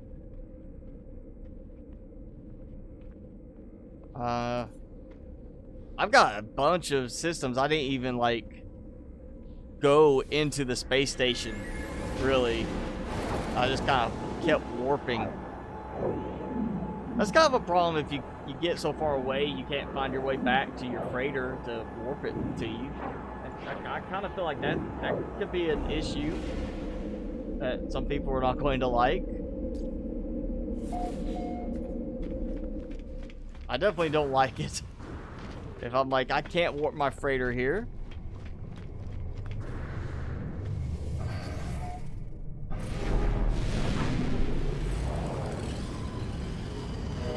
mean, I understand. Oh, okay, great. So I happened to pick the one with my freighter. Out of all those, I just happened to pick the right one. Yay, me. I don't know why it's flying in so slow at this time. Alright, let's switch ships. And I want to take that one. I want to take my my nice ship. My preferred fighter ship. My TIE fighter looking kind of one. TIE Interceptor ship. That's what I need to call it. I need to call it the TIE Interceptor. There, to have two of them that are homage to Star Wars. Now, let's see, the Baby Yoda was, it was like Yodelay or something like that was the name, and I changed it to like, you know what, Yoda. Well, what Baby Yoda? Everybody's all about Baby Yoda now, so we'll do Baby Yoda. That's what I did on that one. This is why I didn't even bother. Luminous Claws has like a kind of a nice name to it.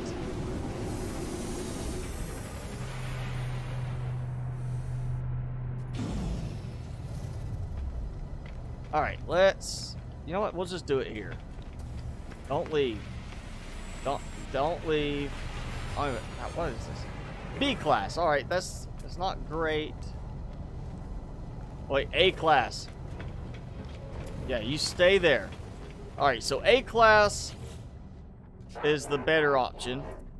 I don't think anybody's gonna really want to go with, like, I'm gonna buy and sell an S class, but yeah, A class. Price does not really matter. Trade. I don't want to trade. Did they change that? You can't just buy ships anymore? Or am I out of room for some reason? Used to be you could buy the ship outright. I don't want to exchange. I want to buy it. Did they change that in one of the last updates? Because that has to be a recent change, because it wasn't but a few weeks ago I was able to still do this, and I went from, like, you know, 3,000 nanite clusters to like 50,000 in no time at all. Did I not notice that in some, like, the update notes? I've got spots open at the back, unless it's limiting me to how many ships I have just based on a count. Alright, you know what? I don't want this one. I was going to sell this one anyway. Let's just fix it.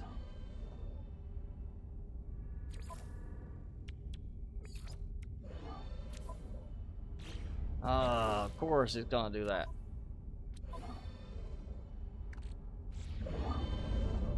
Alright, so...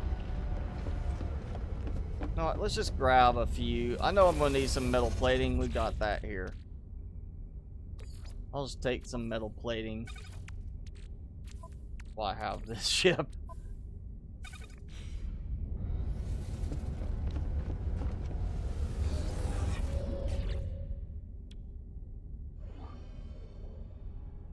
Okay, the outside I've got somewhere. Oh, we could repair the... Well, no, what? Do I have to repair everything, or is it just like... Like, okay, damaged gears probably needs to be repaired. Just because I probably need that, so let me, you know, launch or get out a hydrogen jelly. I think I've got some of that right there. No, I don't, but I've got some somewhere. I thought I had some.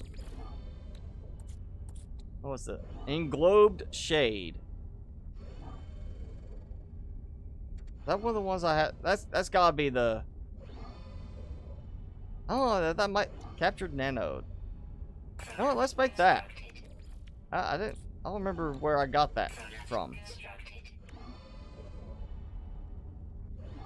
It's used for crafting. Okay, I thought... Maybe that was for the living ship. I can't remember.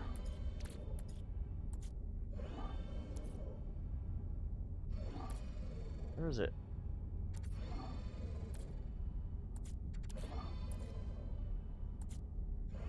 Did I miss it? Dihydrogen jelly. Come on. You know I've got some here somewhere. I thought I had it in the freighter inventory. Alright. I think that's just a little delay there for some reason. Like, it took a moment for it to say the gears were repaired. Alright, come on. Dihydrogen. Oh, wait, that's the summoning thing. Yeah, whatever it is.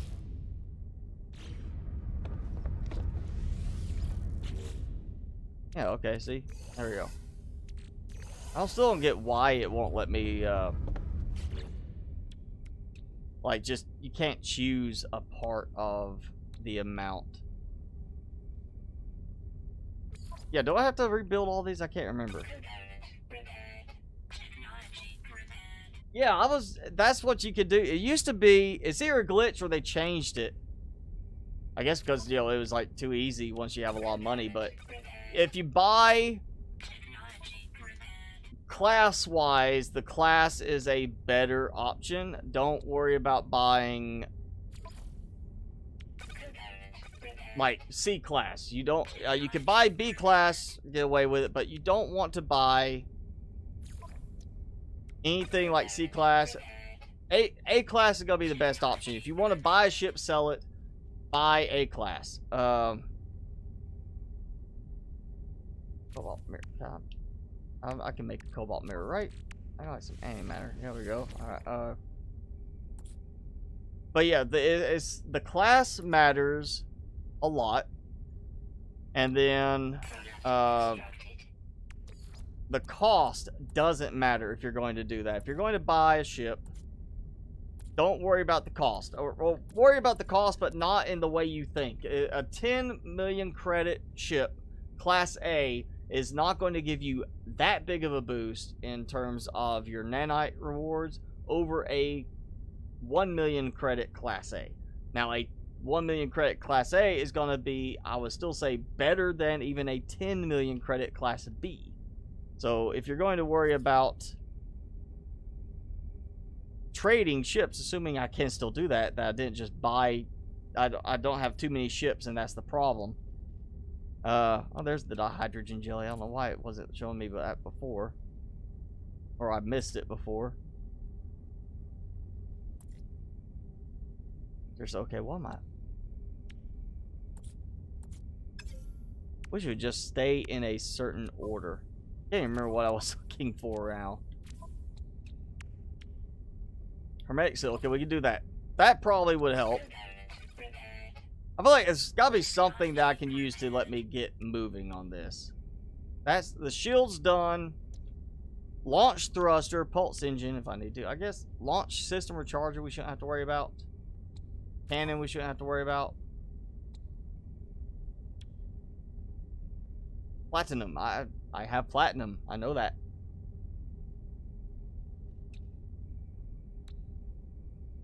Okay, so I've got those. What was I was looking at? Dioxide I should have somewhere. Cobalt mirror. That's what I was looking for. I can't make a cobalt mirror. Also, I don't have any cobalt, so that could be part of the problem. You know, let's not even worry about that. Let's see if we can do this to get out of here. I want to see if this is just a bug tied to how many I have. Maybe, I mean, because I've got 6 ships right now. With 9 parking spots, I would assume that that's not a problem. Oh, wait, never mind. I don't have to fix anything else. I guess the shield so I can go in space, and the launch system if I get rid of this ugly thing. Ah, I was going to crash it already. That is a weird looking thing. Look like one side has a cap on it, the other side's got a fin on it. Like, what's the point of the different looks between the two? Alright, let's see if it will let me scrap it like normal. Maybe that's it. Maybe I am at a limit. Because if you scrap the ship, you're getting rid of it. That means I should have a spot open. Yeah, let's go and claim it. There we go. Alright. So, get rid of that. So I get a bunch of junk, and it went to Luminous Claws. Good. Okay, let's see. Alright, C class. We're not going to worry about him. So that was a junk ship. And, yep, this one. So we're going to come here. So basically, the theme behind it, you go for Class A if possible. Class B is okay. Lower cost is better because ultimately over time you're going to see more out of it, because you're going to lose, I think it's about 30% of whatever units you put into the ship. So if you buy it for $1 million, expect you're going to scrap it for 700,000, and then you're going to have part of that is going to be stuff you have to sell. But in this case, you see, I've just from that one, 3B modules, sell. Not a huge amount, but that's several hundred nanite clusters right off the bat. And yeah, I need somebody else to land here. The other thing you're going to have is supplies that you collect in there. So like a storage augmentation module, we'll dump there. So I've got plenty of those. Once useful springs, stuff like that, all just trade items. You know, we'll put that there in case I need it later. Chlorine. Okay, I could have sworn I had a spot for it there, or I had some. Yeah, so you'll have stuff you collect as part of the scrap. You're not going to get all the money back just straight. You'll have pieces that you then have to go sell. My preferred method, assuming you're in an active system that's constantly churning in more ships, more NPC ships, sell it to the traders, sell it to the captains that come in. You say, hey, before I buy your ship, you know, we'll sell it. I don't need it right now, as far as I can tell. I can make it easily enough. With, yeah, just done. But you can sell it to the trader, and then after you sell it to a trader, be like, hey, by the way, I would like to also buy your ship. And then you buy the ship, and you go on to the next guy, and you can basically keep building up a nice little stockpile. I did it, yeah, like you said, I was trading crazily with them, like just selling them over and over, because in my Stwitha system, it's again a flourishing system. You want flourishing, prosperous, something like that. And Blue Star, so you get the better ships. I was getting ships over and over and over, and able to just, you know what, now that I got that one, let's go see. Maybe you know, I'm in the system with my freighter.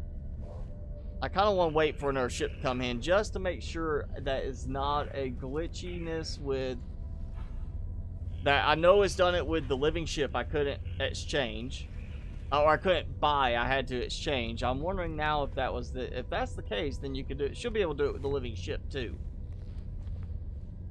Because it was letting me where I'd have that one, I'd buy a new one, that would stay, not just disappear. You scrap the other one, and you're right back to that one, which is ideal. But I had to be able to buy it, add it to my collection, not sell it, not exchange it. I had to add it to my collection, and I want to make sure they didn't change that. But it could be a glitch. Could be I had made too many ships. We gotta see if somebody's gonna bring a ship in. It's always when I want one to show up that they don't want to show up.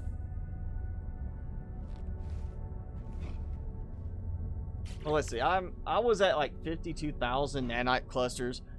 Spent most of it on the living ship for the upgrades I was getting. And so, you know what? We got some time, a little bit of time. Let's just go ahead and go with the. I'm going to try to remember.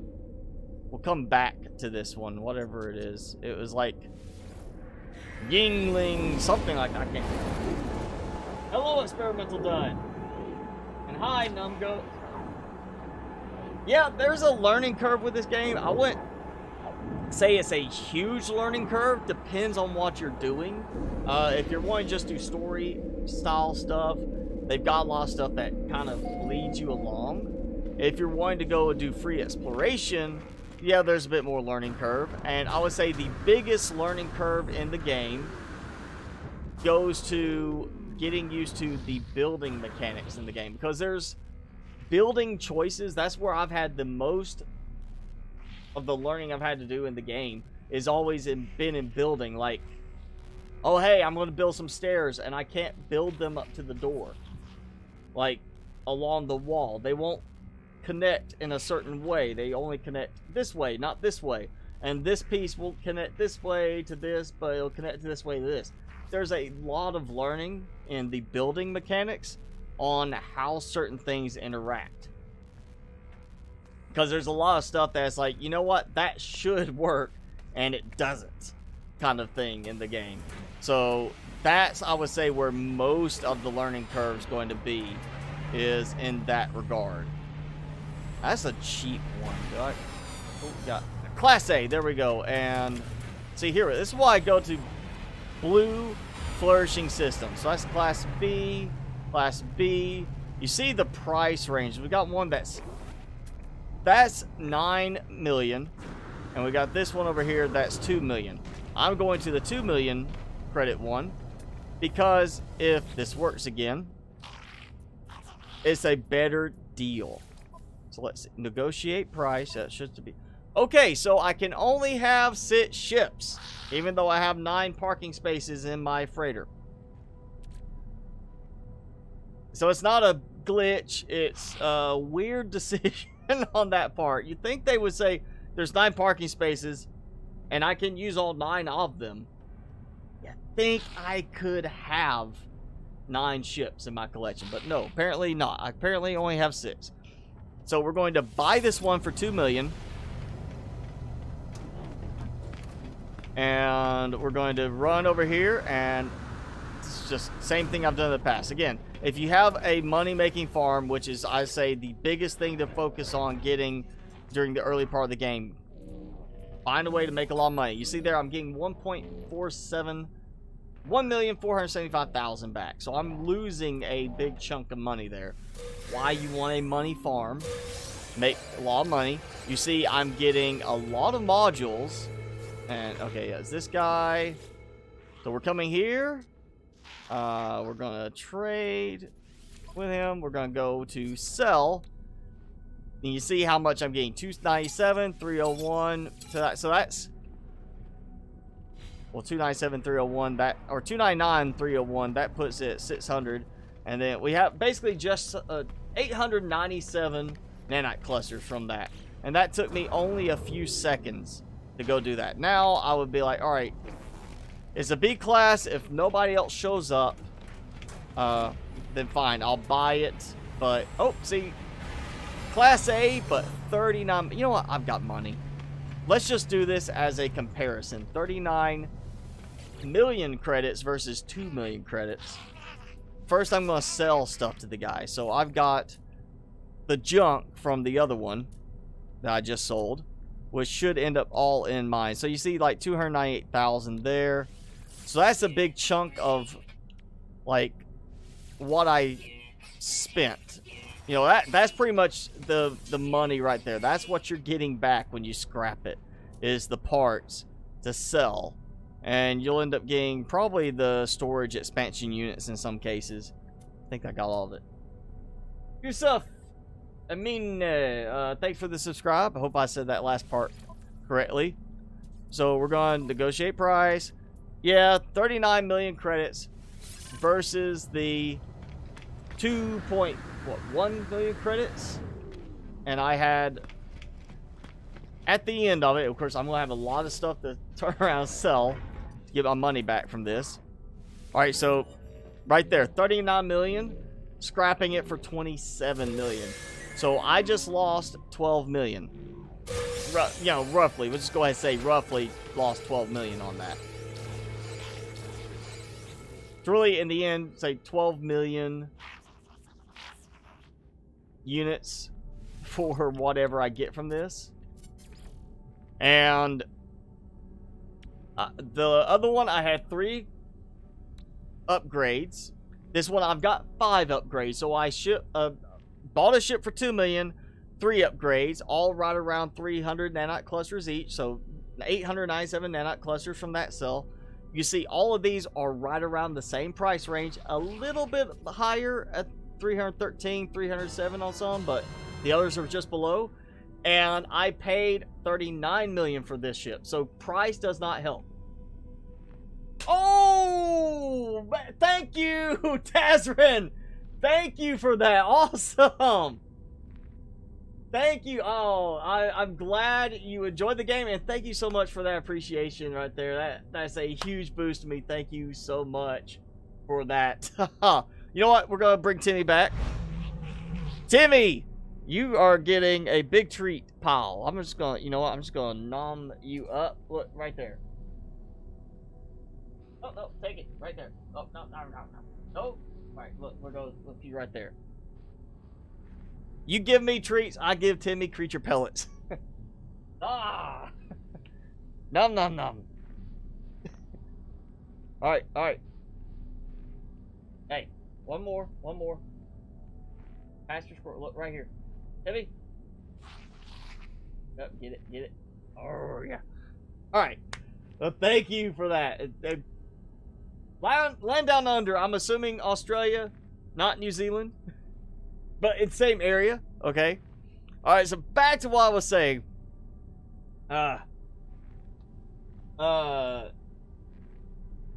This is, if you want to do this method, first have a lot of money. Get your units going. Get a unit farm. And of course, I've already done a video talking about ways to make a lot of money in the game. And ultimately, the easiest or the highest producing way is mining. But it's also the one that can take the most amount of effort to get set up for especially high volume. A lot of materials, a lot of time building, placing things. But once you have money going, you see, I went and bought a 2 million credit or 2 million unit Class A and a 39 million unit Class A. And ultimately, I'm going to make, let's just round these all to 300 units to make it easier to calculate.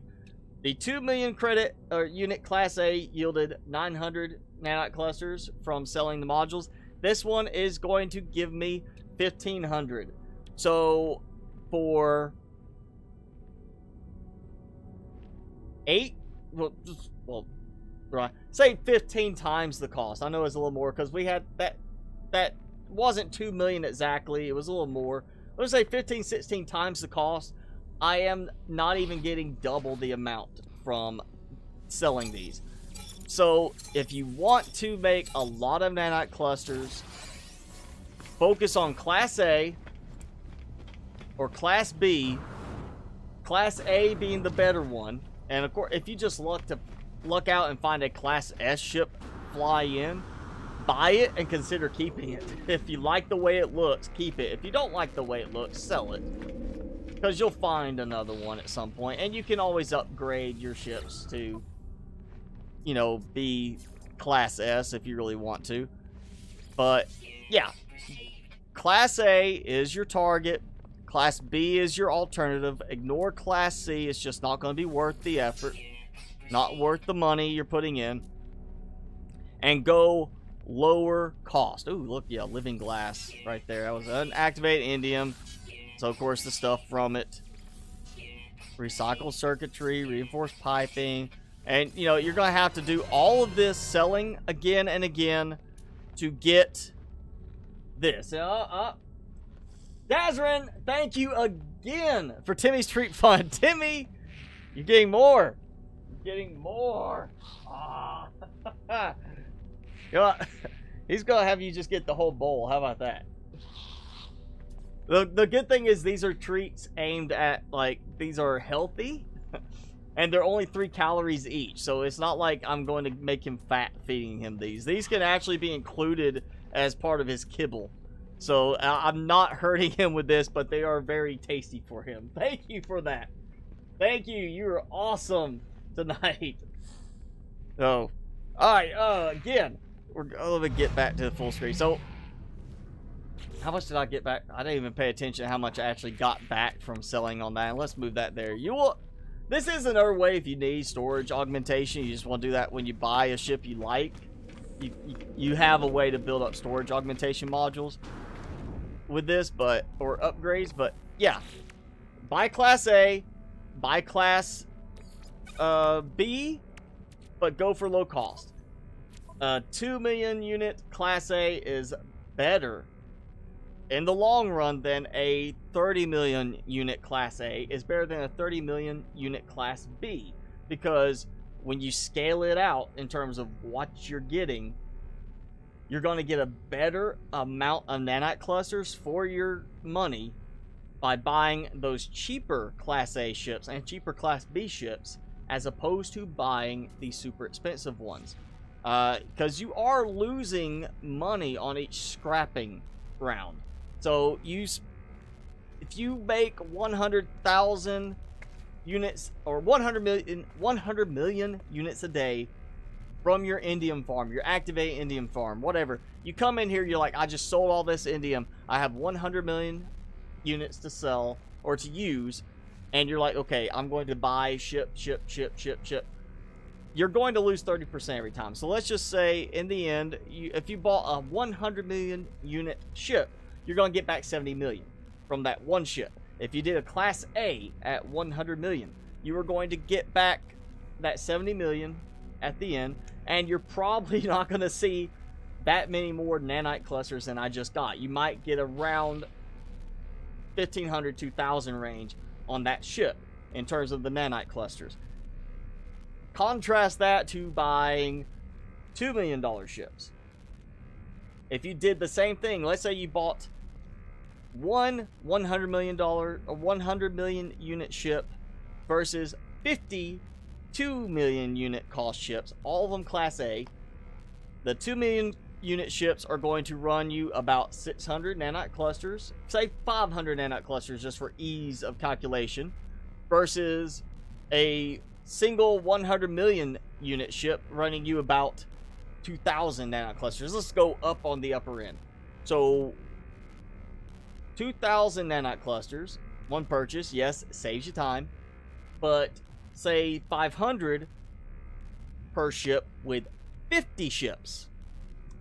That's, unless my math is wrong, that's 25,000 nanite clusters. You're going to spend more time doing that, trying to get 50 ships, but you're going to get way more nanite clusters that way. So go, get your money farm going, and then if you need nanite clusters, forget larval cores. Yes, there's plenty of videos out there, and this is going to be my next tip video for the game. There's plenty of tip videos out there, and I've seen them. They're so sensationalized. 10,000 nanite clusters in 10 minutes, and they talk about how to do the larval core farming. You know what? We're coming around at the end, but basically the idea is to get larval cores, if you want to do this, and it works well early mid-game, you dig using the terrain tool. Was it the terrain manipulator? You dig out underneath all the eggs so you can break them without being attacked by the monstrosities, because right now the monstrosities cannot climb down into the hole you make. So I'm sure, trust that that's going to be fixed at some point, that they'll be able to adjust around the terrain changes. But the idea is you can use that to get all the eggs in a, location, and do that very quickly. The problem is you still have to find the location, you have to fly to the location, you have to fly back, you have to then refine them. It does add time, and I've tried it, and it did not take, it took a little more than 10 minutes to do that, and you're not going to make a huge amount of nanite clusters in comparison.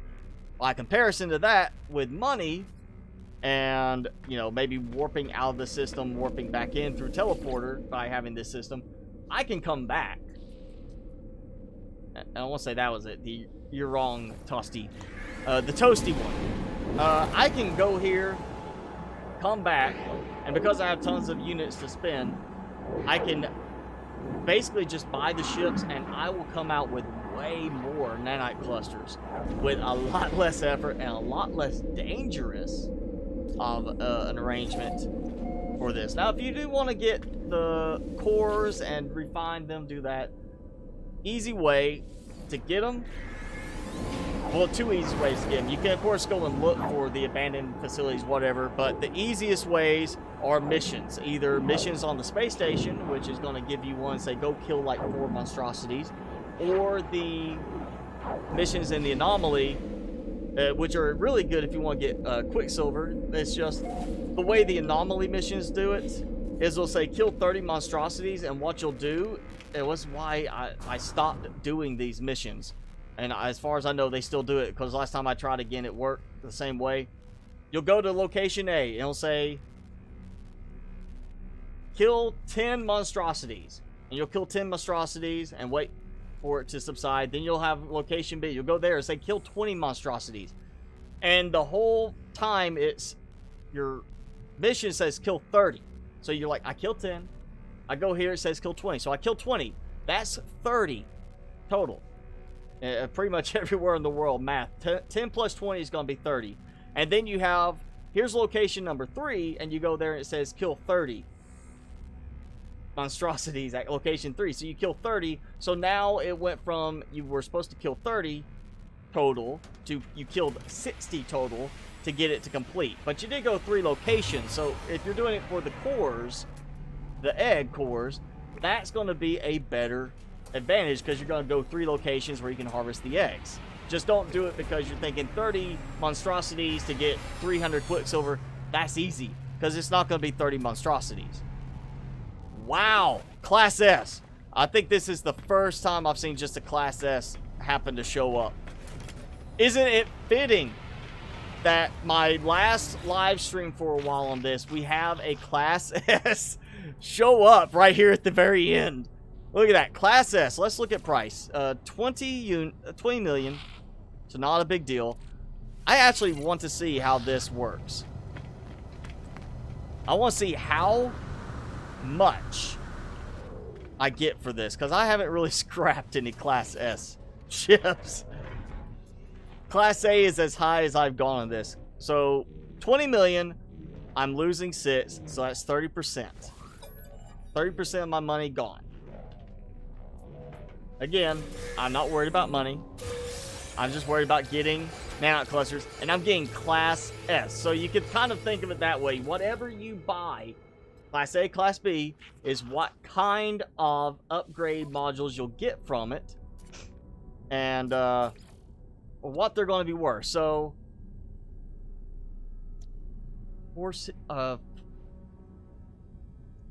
let's round that out as like 480 each. So 3 of them, that's 12. That's 1440, I think. Yeah, say 1400, 1500 nanite clusters from that one purchase. That was 20 million units. It is Class S, but that was 20 million. I bet if I had a Class S that was like 5 million, I would be close to the same amount. I might be only 2 modules, possibly, but it would be a huge difference in, like, okay, 1/4 the price for 1/3 the value, or 1/4 the price for almost the same value, probably. But yeah, you get Class A ship, you're going to sell it and get Class S modules, or Class A modules. You get Class S, you're going to get Class S modules.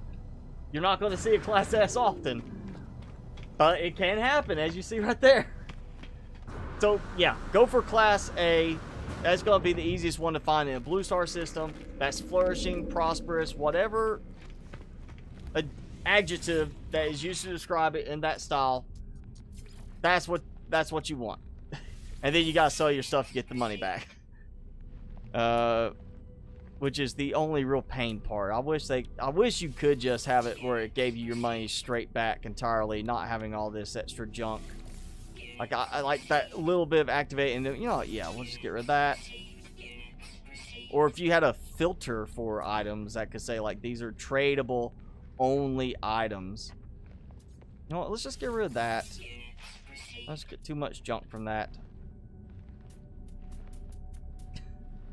But yeah, there you go. Final stream of No Man's Sky for a while. We have a Class S show up.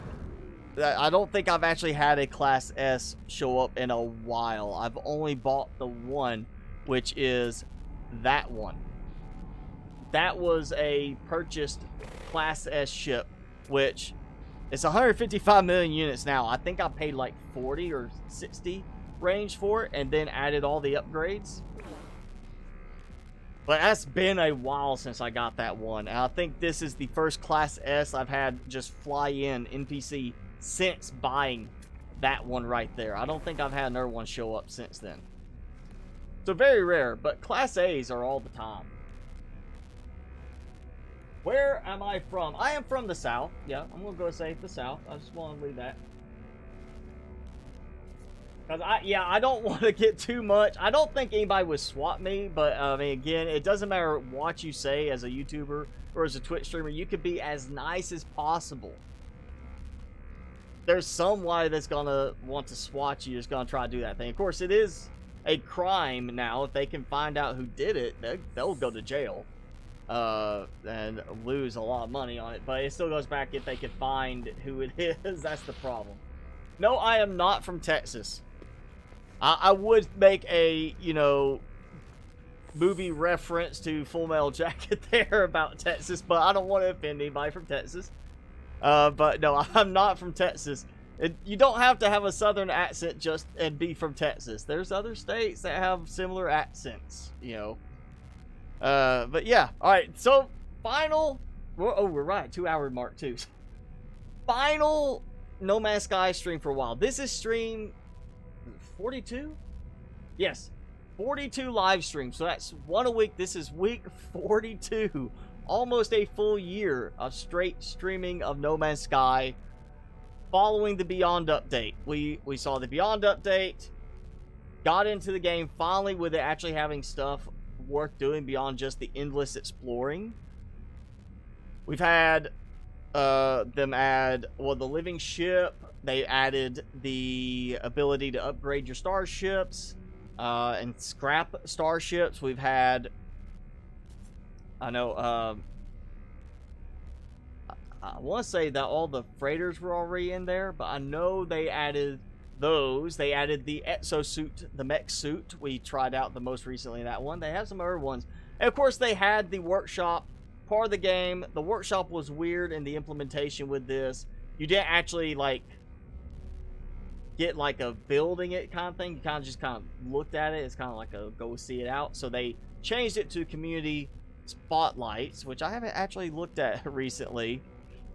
But yeah, they did that, and it is now you can build visit bases that are community spotlights, and I haven't even looked. I don't. One of mine might have been featured, and I never even heard of it happening. I don't know if they send you a notification for it or not to say, hey, your base is the community feature this time. I've certainly built enough and tried to make them interesting enough that I would think at some point mine could be in it, but I don't know if it's been, because I didn't see any notification about it if it was.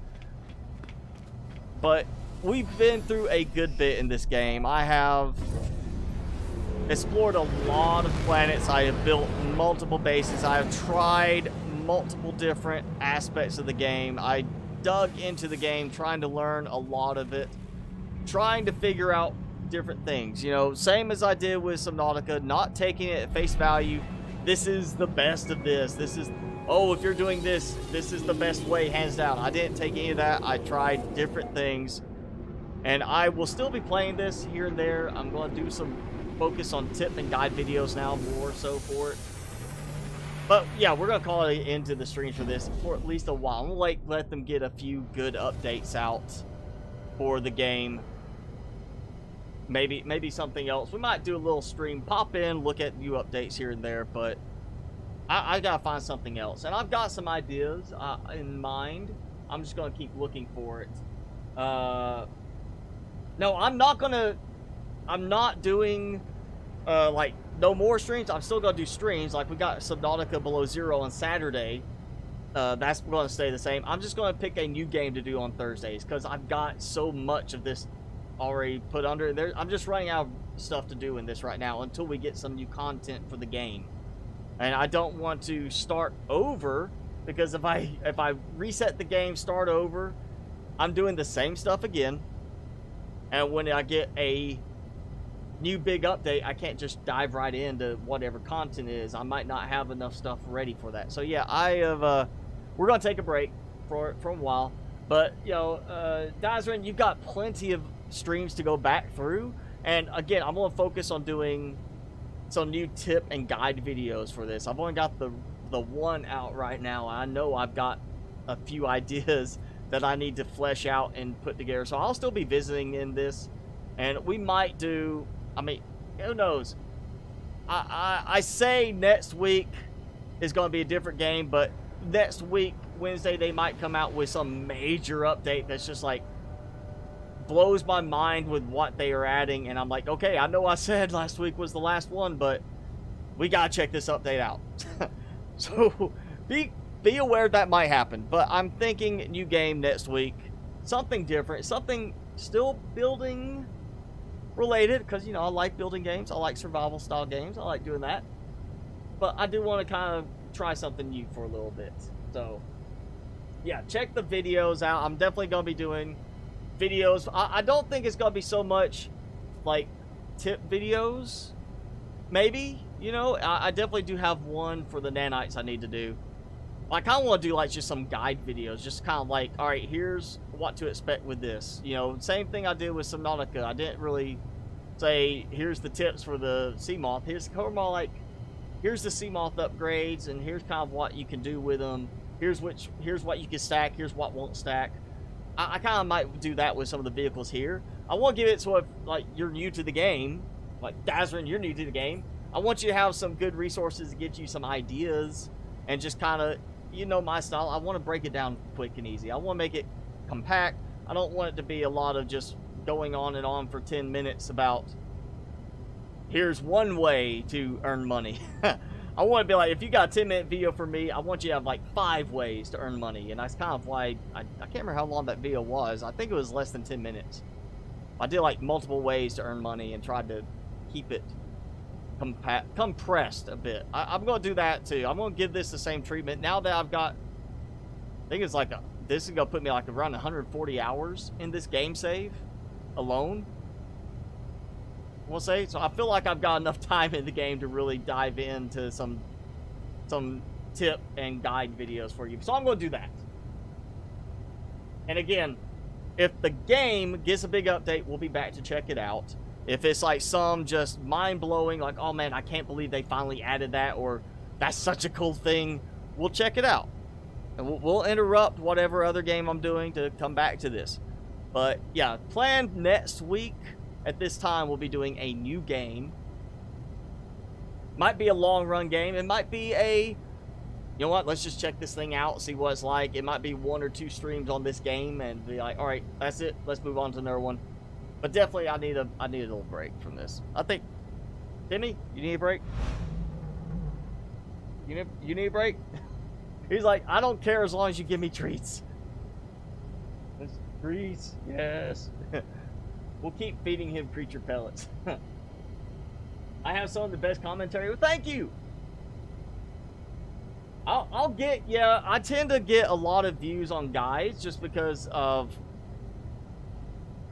that's that searchability aspect. There's so many more people that search for guide stuff than search for gameplay with commentary.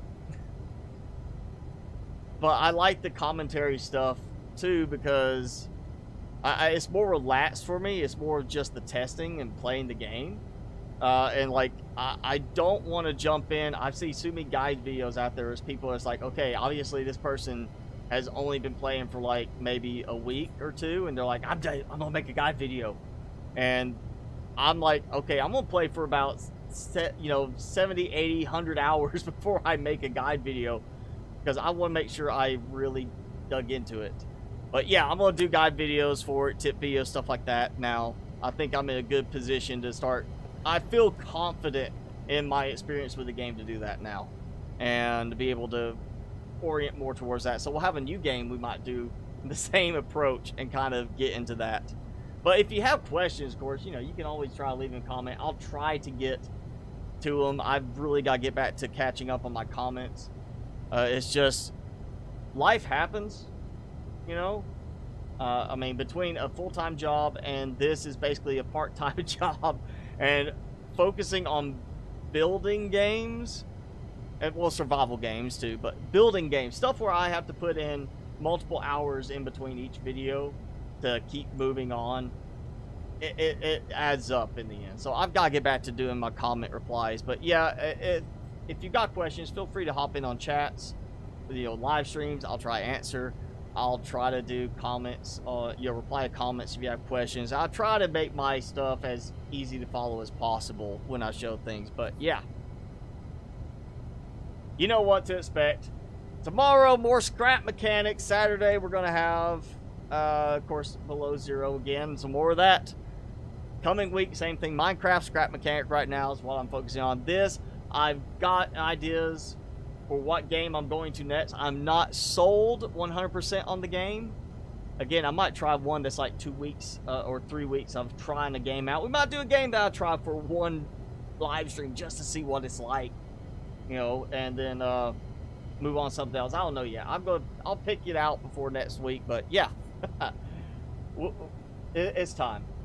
42 weeks, it's time for me to do that. Well, thank you. I'm glad you enjoyed the guys Experimental Dud.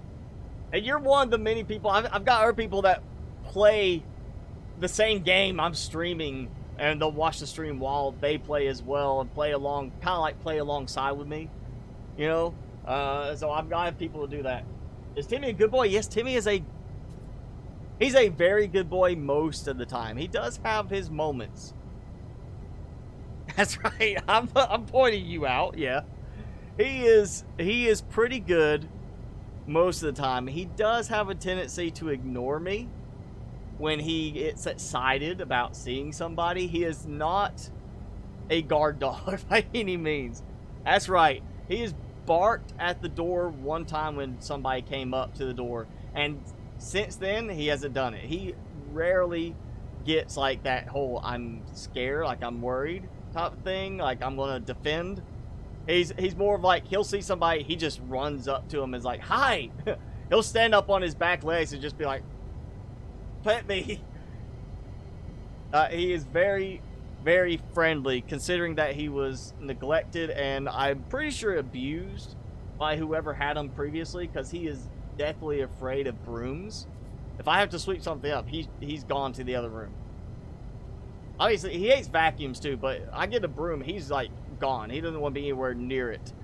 And he's so friendly now compared to what I would assume he should be, having been treated that way. Yeah, he's a good dog. He's my buddy. So,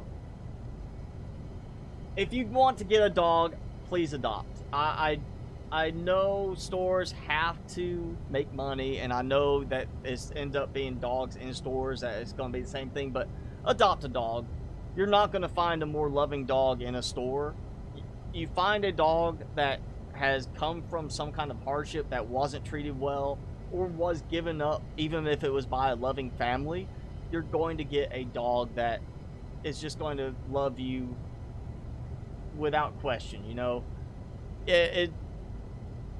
There's all these cases, people put stories up, hey, here's a mean dog, and it just takes the right person to turn them around. But Timmy, he was he just did not have a good early part to his life. He was like, I think he got down to about 4 pounds when they had him while he was sick, before they took the heartworms out of him. And when I got him, he was only like 7 pounds. He's up to 13 now. He's getting a fat boy. That's right, you're a fat boy, aren't you? It's like, no, I'm not. I run. But adopt a dog. That's all I can say. Adopt a dog. You won't regret it. Timmy is a good boy. So yeah, that's the only thing I can say on that. And I know we're doing a very long end to this stream and talking not even at all about the game now. We're just going on about dogs. Timmy's a good boy. He's my buddy. I'm very glad to have got him. He actually picked me. It's one of those things you hear people say, you know, it was, you know, I didn't pick the dog picked me. He literally did pick me. He came up to me because I work in IT. I'm not afraid to say that. I know I hide my exact state location, but I work in IT. We donate time to the local Humane Society. That's one of our things. We will work on their computers and stuff like that as a donation, and not, you know, charge them for anything. And we'll even donate equipment to them, so we help them out with printers and things like that. So I was there one day working on their security cameras, because as you would think it wouldn't be this bad, but they've had cases where somebody will drive up and throw a sack of puppies over their fence and then just drive off. It is that bad of how people will mistreat animals. You know, especially loving dogs. They'll just take a sack, throw puppies in there, throw them over a fence, and then just leave them. Not care. So they have security cameras to try and catch people doing that so they can file charges. And I was there working on the computer, or working on the security camera system, and here comes this little skinny guy right here. His hair was still shaven away from where they had to do surgery to take heartworms out. He just comes up, falls on my knee, lays his head down, and looks up at me. and I just started scratching his head, and he did not want to leave my side. And the manager came in and said, "Oh, you found Timmy. He's our little miracle dog. That's Tiny Tim." And he's available if you want him. And at the end of the week, I got him. That's right. He picked me out, and I don't think he's regretted it since, because he's got a pretty cushy life now.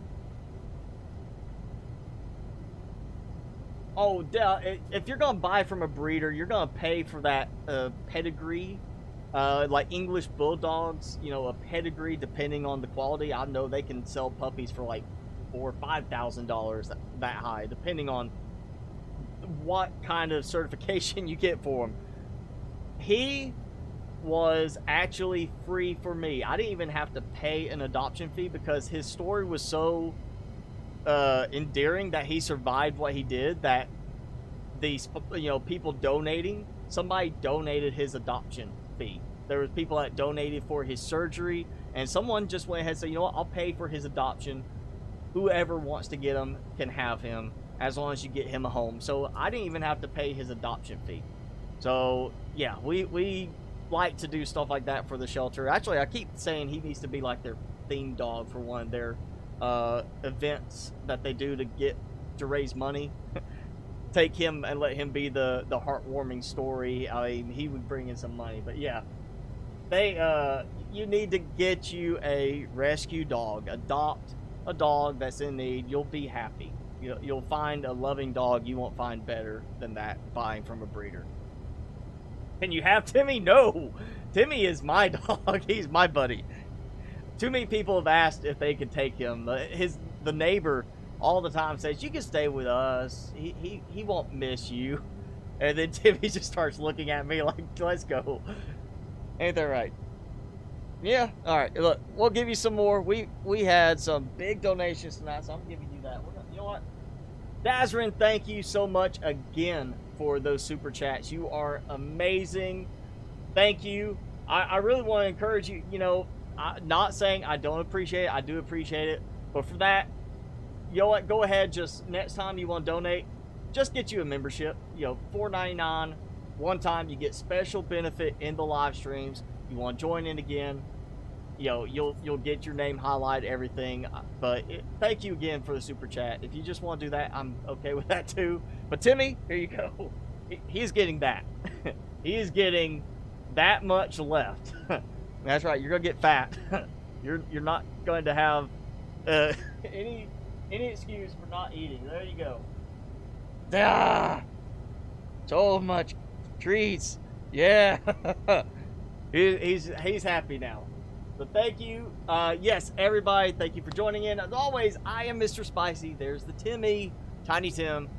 We'll see you on the next stream Saturday, hopefully. If not, we'll see you next week with a new game, something different. But thanks again for hanging out. Again, Dazrin, thank you for these super chats there. Very much appreciate it. And we'll see you guys the next time, okay?